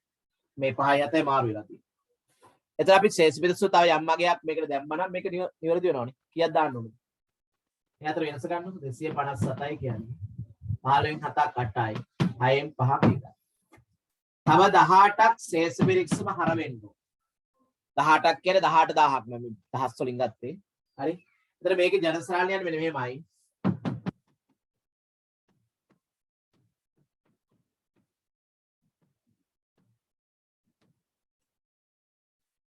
හරි. දැන් මේ ශේෂ පිරික්සුමට හර හෝ බැර වෙන ඒ වගේ අපි ශේෂ පිරික්සුම කියලා ලියන්නේ. ශේෂ පිරික්සුම කියලා ලියන්නේ නෑ. ඒ වෙනුවට දාන්නේ තිත්පේලිය. මේ ශේෂ පිරික්සුම 18ක් මේක ඇත්තට වැරද්ද නැති වෙන හර වෙන්නේ මේ. 275ක් ලියන්න ඕනේ 257 ලියලා තියෙනවා. තව 18ක් දැම්මොත් තමයි මේක නිවැරදි වෙන්නේ. එතකොට ශේෂ පිරික්සුම හර වෙන්න ඕනේ 18 මේ. ශේෂ පිරික්සුම හර අවිනිශ්චිත බැර. එක ගිණුමක දෝෂයක්. ශේෂ පිරික්සුමේ හර පැත්තේ විතරයි මේ දෝෂය තියෙන්නේ. එහෙනම් අනිවාර්යෙන් එක පැත්තක දෝෂයක් නම් අවිනිශ්චිත යන්න ඕනනේ. හරි. කොහොමද මේක ශේෂ පිරික්සුම මේ වැරදි නිවැරදි කියන සටහන් ලියන්නේ? ශේෂ පිරික්සුම හර කියන එක තිත්පේලියක් දාලා හර කරා 18ක්. අවිනිශ්චිත බැර කියලා 18ක් දැම්මා. ඔන්නෝක තමයි නිවැරදි කිරීමේ ක්‍රමවේදය. නිවැරදි කිරීමේ ක්‍රමවේදය උකයි. දැන් ඒකත් මතක තියාගන්න. ශේෂ පිරික්සුමට හර හෝ බැර කියලා આવොත් අපි ශේෂ පිරික්සුම කියන වචනේ ලියන්නේ. ඒ වෙනුවට තිත්පේලියක් තමයි දාන්නේ. තිත්පේලියක් දාන්නේ. තව උදාහරණයක් විදිහට ඒකත් බලන්න. 35000ක පොලි ආදායම් ශේෂ පිරික්සුමේ හරට වාර්තා කිරීම. මෙතන බලන්න. පොලි ආදායම්.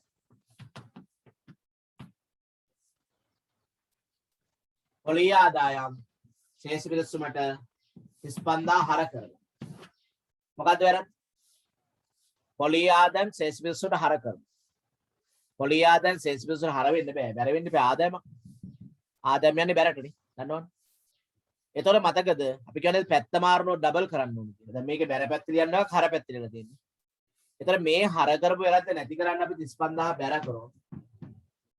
දැන් උත්තරේ කීයද? දැන් උත්තරේ බිඳුවක්. දැන් මොනවත් මේක ලියලා නැහැ. ශේෂ පිරික්සුමට පොලි ආදායම් හර කරලත් නැහැ බැර කරලත් නැහැ. පොලි ආදායම ශේෂ පිරික්සුමට හරත් නැහැ බැරත් නැහැ. මොනවද? එහෙනම් බැර පැත්තෙන් පේන්න 35000ක් දාන්න ඕනේ. කොහමද ලියන්නේ ජනසරහන? ශේෂ පිරික්සුම බැර. ශේෂ පිරික්සුම බැර කීයද? 70000යි. 70000යි පැත්ත මාරු කරලා ලියමු. පොලි ආදායම බැරට යන්න ඕනේ එක හරට දාලා තියෙනවා. ඩබල් බැර කරන්න. ඩබල් බැර කරන්න. එතකොට ශේෂ පිරික්සුම බැර අවිනිශ්චිත හර කීයක්ද? 70000ක් අපි දාන්න ඕනේ. 70000ක් දාන්න. එතන ලියන්නේ කොහමද ඒක? අවිනිශ්චිත හර 70000යි. තිත්පේලියක් බැර 70000. තිත්පේලියක් මේ විදිහට බැර තාන්න තිත්පේලියක්. තිත්පේලිය නැතු වුණත් ඉතින් මේක අවිනිශ්චිත හර කියලා විතරක් ලියවත් ප්‍රශ්නයක් නැහැ. සාමාන්‍යයෙන් අපි දිත්ත සටහනක් කියන හර බැර දෙකම ලියන්න එපේ. නිසා තිත්පේලියක් දාලා හර හෝ බැර කියන එක තමයි ලියන්න වෙන්නේ. ආය පාරක් කියන්න බෑ මේක අවසන් සටහන. ශේෂ පිරික්සුම බැර කියන තිත්පේලියක් බැර. එහෙනම් අවිනිශ්චිත හර 70000යි තිත්පේලියක් බැර 70000යි කියලා ලියන්න. සල්ලක්ෂයකුත් ලියන්න ඕනේ කරලා පොලි ආදායම ශේෂ පිරික්සුමේ හරට පිටපත් කළ වරද නිවැරදි කිරීම. පොලි ආදායම ශේෂ පිරික්සුමට හර කළ වරද නිවැරදි කිරීම කියලා ලියන්න ඕනේ. හරි නේද? හරි. ඔව් අද අපි කතා කරේ ලෙජරේ ශේෂයන් ශේෂ පිරික්සුමට උපුටා ගැනීම වැරදි. ඒ කියන්නේ මේ වැරදි සිදුවන ආකාරය අනුව වර්ගීකරණයක් අපි කතා කරේ නේද? මූලික පොත්වල සටහන් කිරීම වැරදි වෙන්න පුළුවන්. ඊළඟට ලෙජරේට පිටපත් කිරීමේදී යම් යම් වැරදි වෙන්න පුළුවන්. ලෙජර් ගිණුම් තුලනය කරද්දී යම් යම් වැරදි වෙන්න පුළුවන්. ලෙජර් ශේෂයන් ශේෂ පිරික්සුමට උපුටා ගැනීම වැරදි වෙන්න පුළුවන්. හරි? ඒ ටික අපි කතා කරා. right දැන් අවසාන වශයෙන් අපි කතා කරමු. ඒවා අපි කරපු ටිකමයි මේ තව වෙන වර්ගීකරණයක් විතර තියෙන්නේ. ශේෂ පිරික්සුමේ තුලනයට වෙන බලපෑම අනුව වැරදි වර්ග කිරීම. ඒ කියන්නේ ශේෂ පිරික්සුම බැලන්ස් වෙනවද මේ සිද්ධි නිසා බැලන්ස් වෙන්නේ නැද්ද?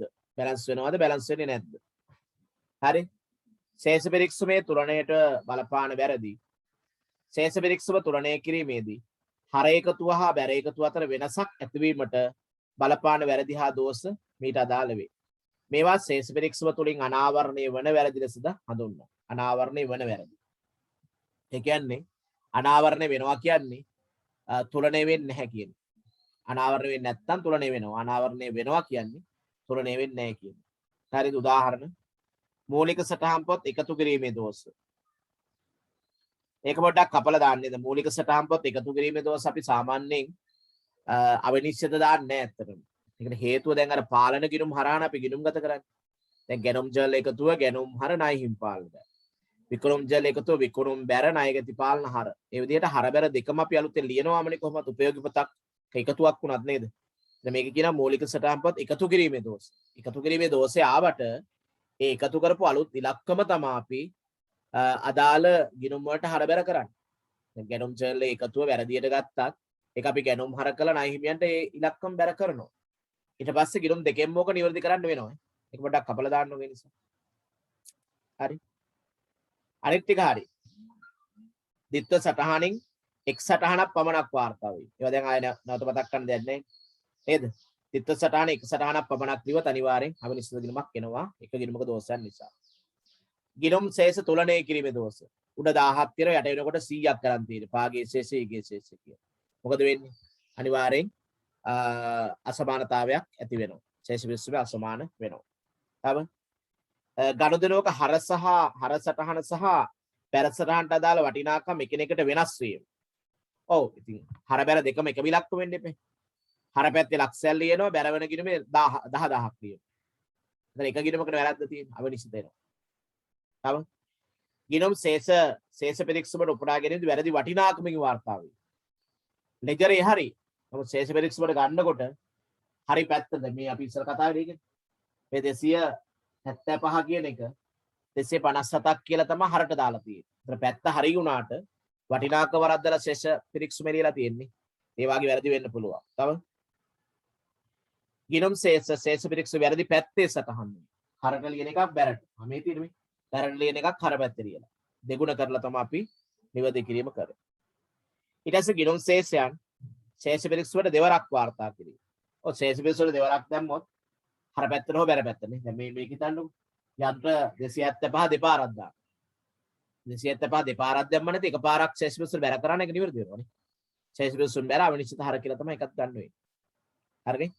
તો ඒ කතා කරපු හැම එකක්ම ශේෂ පිරික්සයේ තුලණය වීමට බලපාන වෙනවා. ඒ කියන්නේ එක ගිණුමක දෝෂ විතරයි ඔක තියෙන්න පුළුවන්. ඒක අපි අර පළවෙනි එක කපලා දැම්මා. හරි? අවසාන වශයෙන් ශේෂ පිරික්සයේ තුලණයට බල නොපාන වැරදි. ශේෂ පිරික්සයේ තුලණයට බල නොපාන වැරදි. ඒ කියන්නේ මේ වැරද්ද තිබ්බට ශේෂ පිරික්සම සමාන වෙනවා. වැරද්ද තිබ්බත් ශේෂ පිරික්සම සමාන වෙනවට කියනවා අපි ශේෂ පිරික්සමේ තුලණයට බල නොපාන වැරදි කියලා. ඒක තියෙනවා වරදක් හෝ දෝෂයක් සිදුවද ඒ ශේෂ පිරික්සමේ තුලණය කෙරෙහි බලපෑමක් ඇති නොකරයින. ඒවා මීට අදාළ වේ. එනම් අදාළ වරද හෝ දෝෂය මත ශේෂ පිරික්සමේ හර එකතුව සහ බැර එකතුව අතර වෙනසක් ඇති නොවේ. නම් ඒවා ශේෂ පිරික්සමේ තුල්්‍යතාවයට බල නොපාන වැරදි ලෙස හඳුන්වයි. උදාහරණ බලන්න.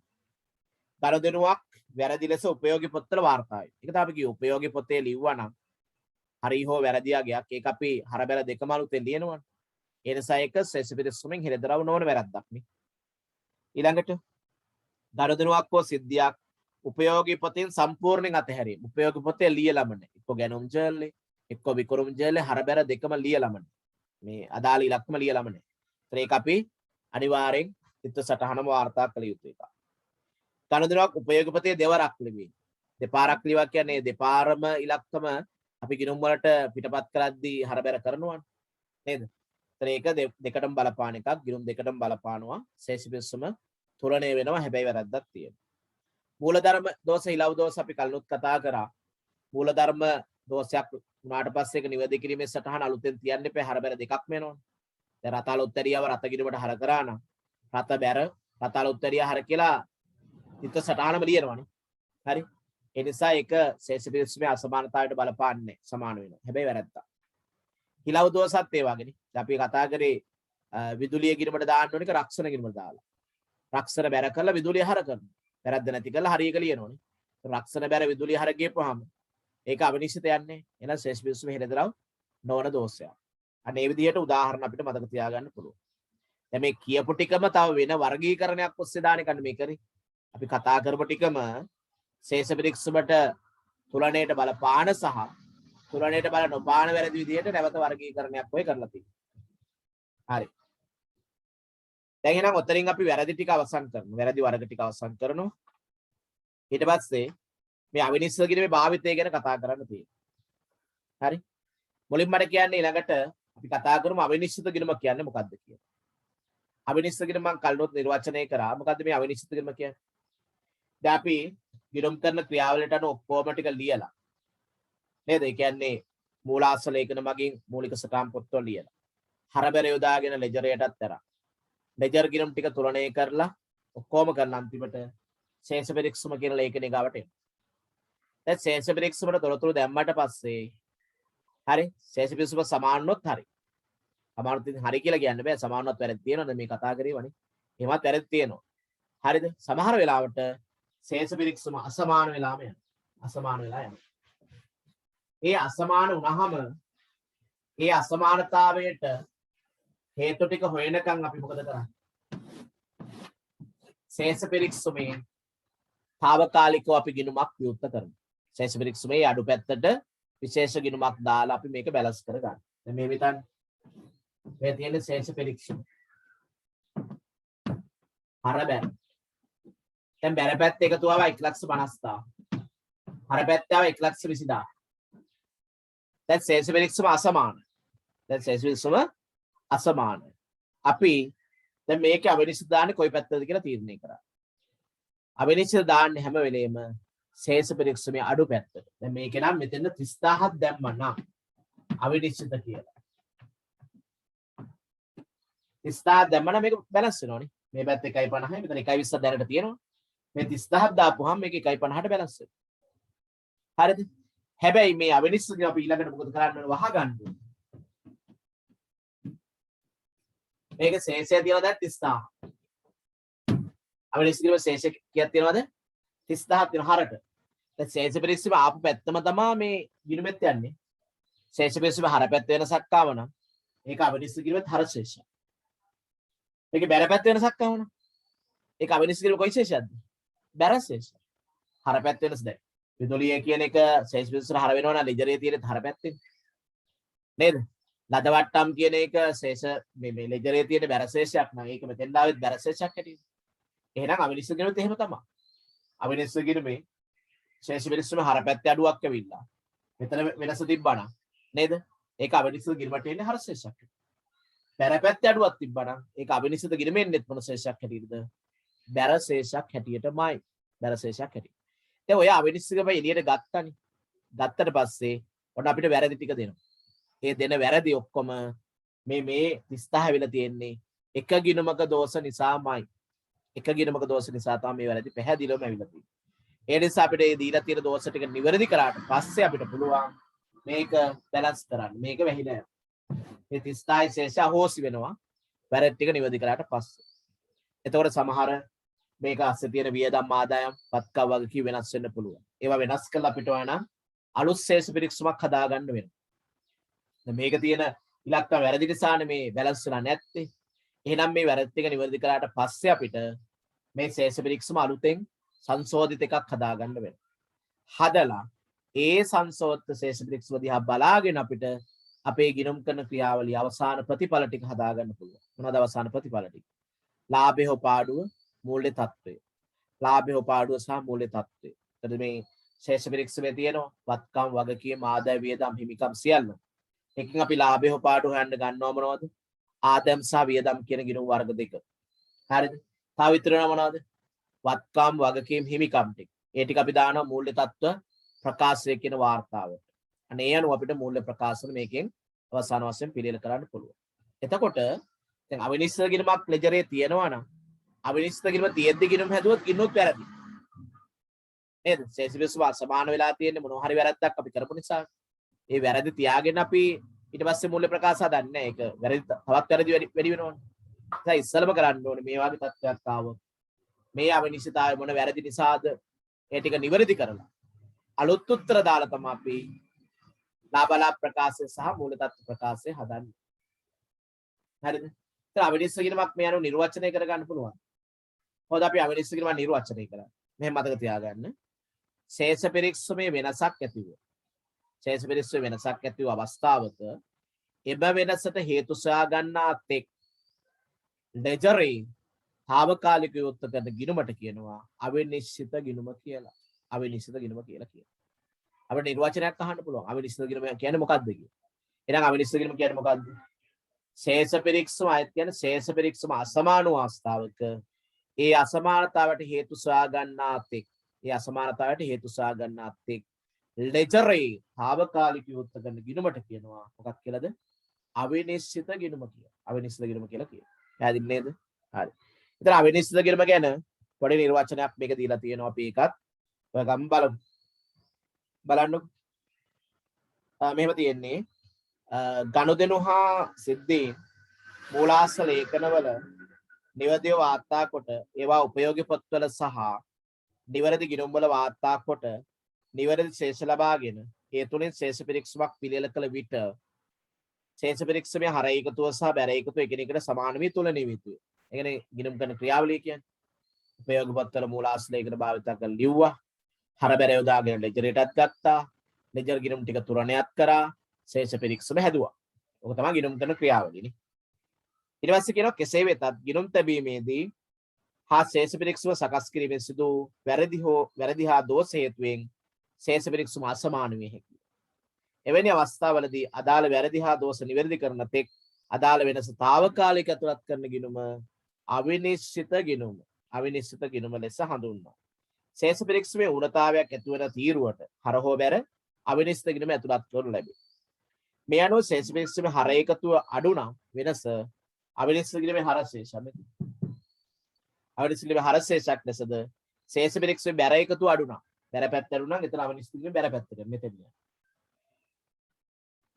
ශේෂ පිරික්සමේ බැර එකතුව අඩු නම් වෙනස අවිනිශ්චිත ගිණුමේ බැර ශේෂයක් ලෙසද ඇතුළත් කර ශේෂ පිරික්සම තුලණය කරයි.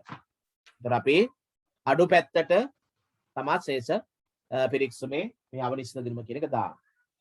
දැන් පොඩි උදාහරණයකුත් පෙන්නලා තියෙනවා. ඒතර බලන්න. උදාහරණයක් පෙන්නලා තියෙනවා. පහත ශේෂ පිරික්සමෙහි බැර එකතුව 1180 දහස් වලින් කියන ලොකු ඉලක්කමක් තියෙනවා. 11,80,000. 1180ක් වත් හර එකතුව 1090ක් වේ. එනම් බැර පැත්තට වඩා හර පැත්තේ එකතුව 90000ක් අඩුයි. එම වෙනස ඉවත් කොට ශේෂ පිරික්සම තුලණය වීම සඳහා 90000ක ශේෂයක් අවිනිශ්චිත ගිණුමේ හරට වාර්තා කරයි. මේ බලන්නකො දැන් බැර පැත්ත වැඩි නේද? හර පැත්තේ අඩු නිසා හර පැත්තත් මේ බැර පැත්ත ගන්නට සෙට් කරන්න සමාන වෙන්න 90000ක් හර පැත්තට දාලා තියෙනවා අවිනිශ්චිත ගිණුම කියලා. ඒක එළියට අරන් තියෙනවා අවිනිශ්චිත ගිණුම කියලා එළිය යටින් හදලා. ඒක හර පැත්තේ තමයි ශේෂ 90000ක් ඇවිල්ලා තියෙන්නේ. 90000ක් වෙලා තියෙන හර පැත්ත. ඒ කියන්නේ ශේෂ පිරික්සමේ හර පැත්තේ අඩුව ආවා නම් ඒක අවිනිශ්චිත ගිණුමට හරට යන්නේ. ශේෂ පිරික්සමේ බැරට වෙනසක් ආවා නම් බැර පැත්තේ අඩුවක් ආවා නම් ඒක අවිනිශ්චිත ගිණුමේ යන්නේත් මොන ශේෂයක් හැටියටද? බැර ශේෂයක් හැටියටමයි. බැර ශේෂයක් හැටියටමයි. හරි. එහෙනම් අවසානම හරියන් බලමු අපි. මෙසේ අවිනිශ්චිත ගිණුමේ ශේෂයක් ඇතිවන්නේ ශේෂ පිරික්සම තුලණය වීම කෙරෙහි බලපෑමක් ඇති කරන වැරදි හා දෝෂ හේතුවෙන්. එවැනි දෝෂ පිළිබඳ ඉහතදී අපි අධ්‍යයනය කර ඇත. එතන මේ අවිනිශ්චිත ගිණුමට බලපාන්නේ ශේෂ පිරික්සම අසමාන වීමට බලපාන වැරදි විතරයි. ඒ කියන්නේ ශේෂ පිරික්සම හෙළි වන වැරදි. නොවන වැරදි මේකට ගන්නෑ.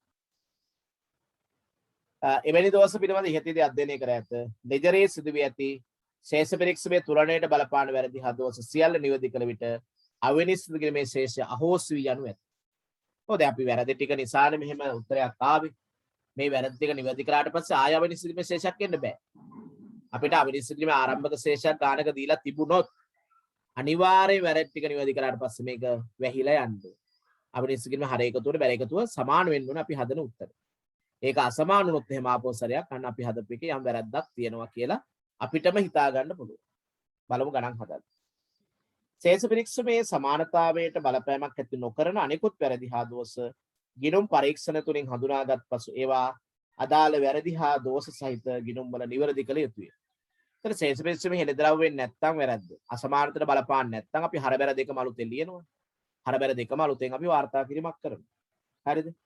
මේ අනුව වැරදි නිවැරදි කිරීමේදී පහත් කරුණු කෙරෙහි අවධානය යොමු කළ යුතුය. 1. අදාළ වැරදි හෝ දෝෂ හේතුවෙන් ශේෂ පිරික්සමේ සමානතාවට බලපෑමක් ඇති කරනවාද නැද්ද යන්න ප්‍රථමයෙන් තීරණය කරන්න. හරි? ඒ කියන්නේ එක ගිණුමක දෝෂයක්ද ගිණුම් දෙක දෝෂයක්ද කියලා තීරණය කරගන්න. 2.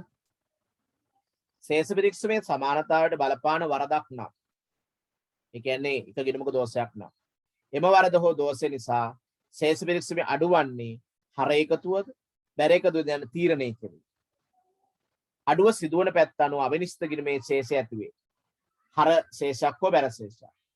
පසුව අවිනිශ්චිත ගිණුමේ ශේෂ ඉවත් වන පරිදි එක් ජන සටහනක් අවිනිශ්චිත ගිණුමේද අනෙක් ජන සටහන නිවැරදි කිරීමේ ගිණුමේද සටහන් කරන්න. දැන් හිතන්නකො විදුලි ගාස්ව ගිණුම අඩුයි. ඒ විදුලිය කියන්නේ වියදම් ගිණුමනේ. විදුලිය හර අවිනිශ්චිත බැර. හරිද? එක ගිණුමක අඩු නම් අපි හරි සටහන දන්නවා නම් අනිත් සටහන අවිනිශ්චිත දාන්න. තව උදාහරණයක් කියන්න. විකුණුම් ගිණුම 2000ක් අඩුවෙන් බැර කරනවා. විකුණුම් ගිණුම 2000ක් අඩුවෙන් ලියලා තියෙනවා.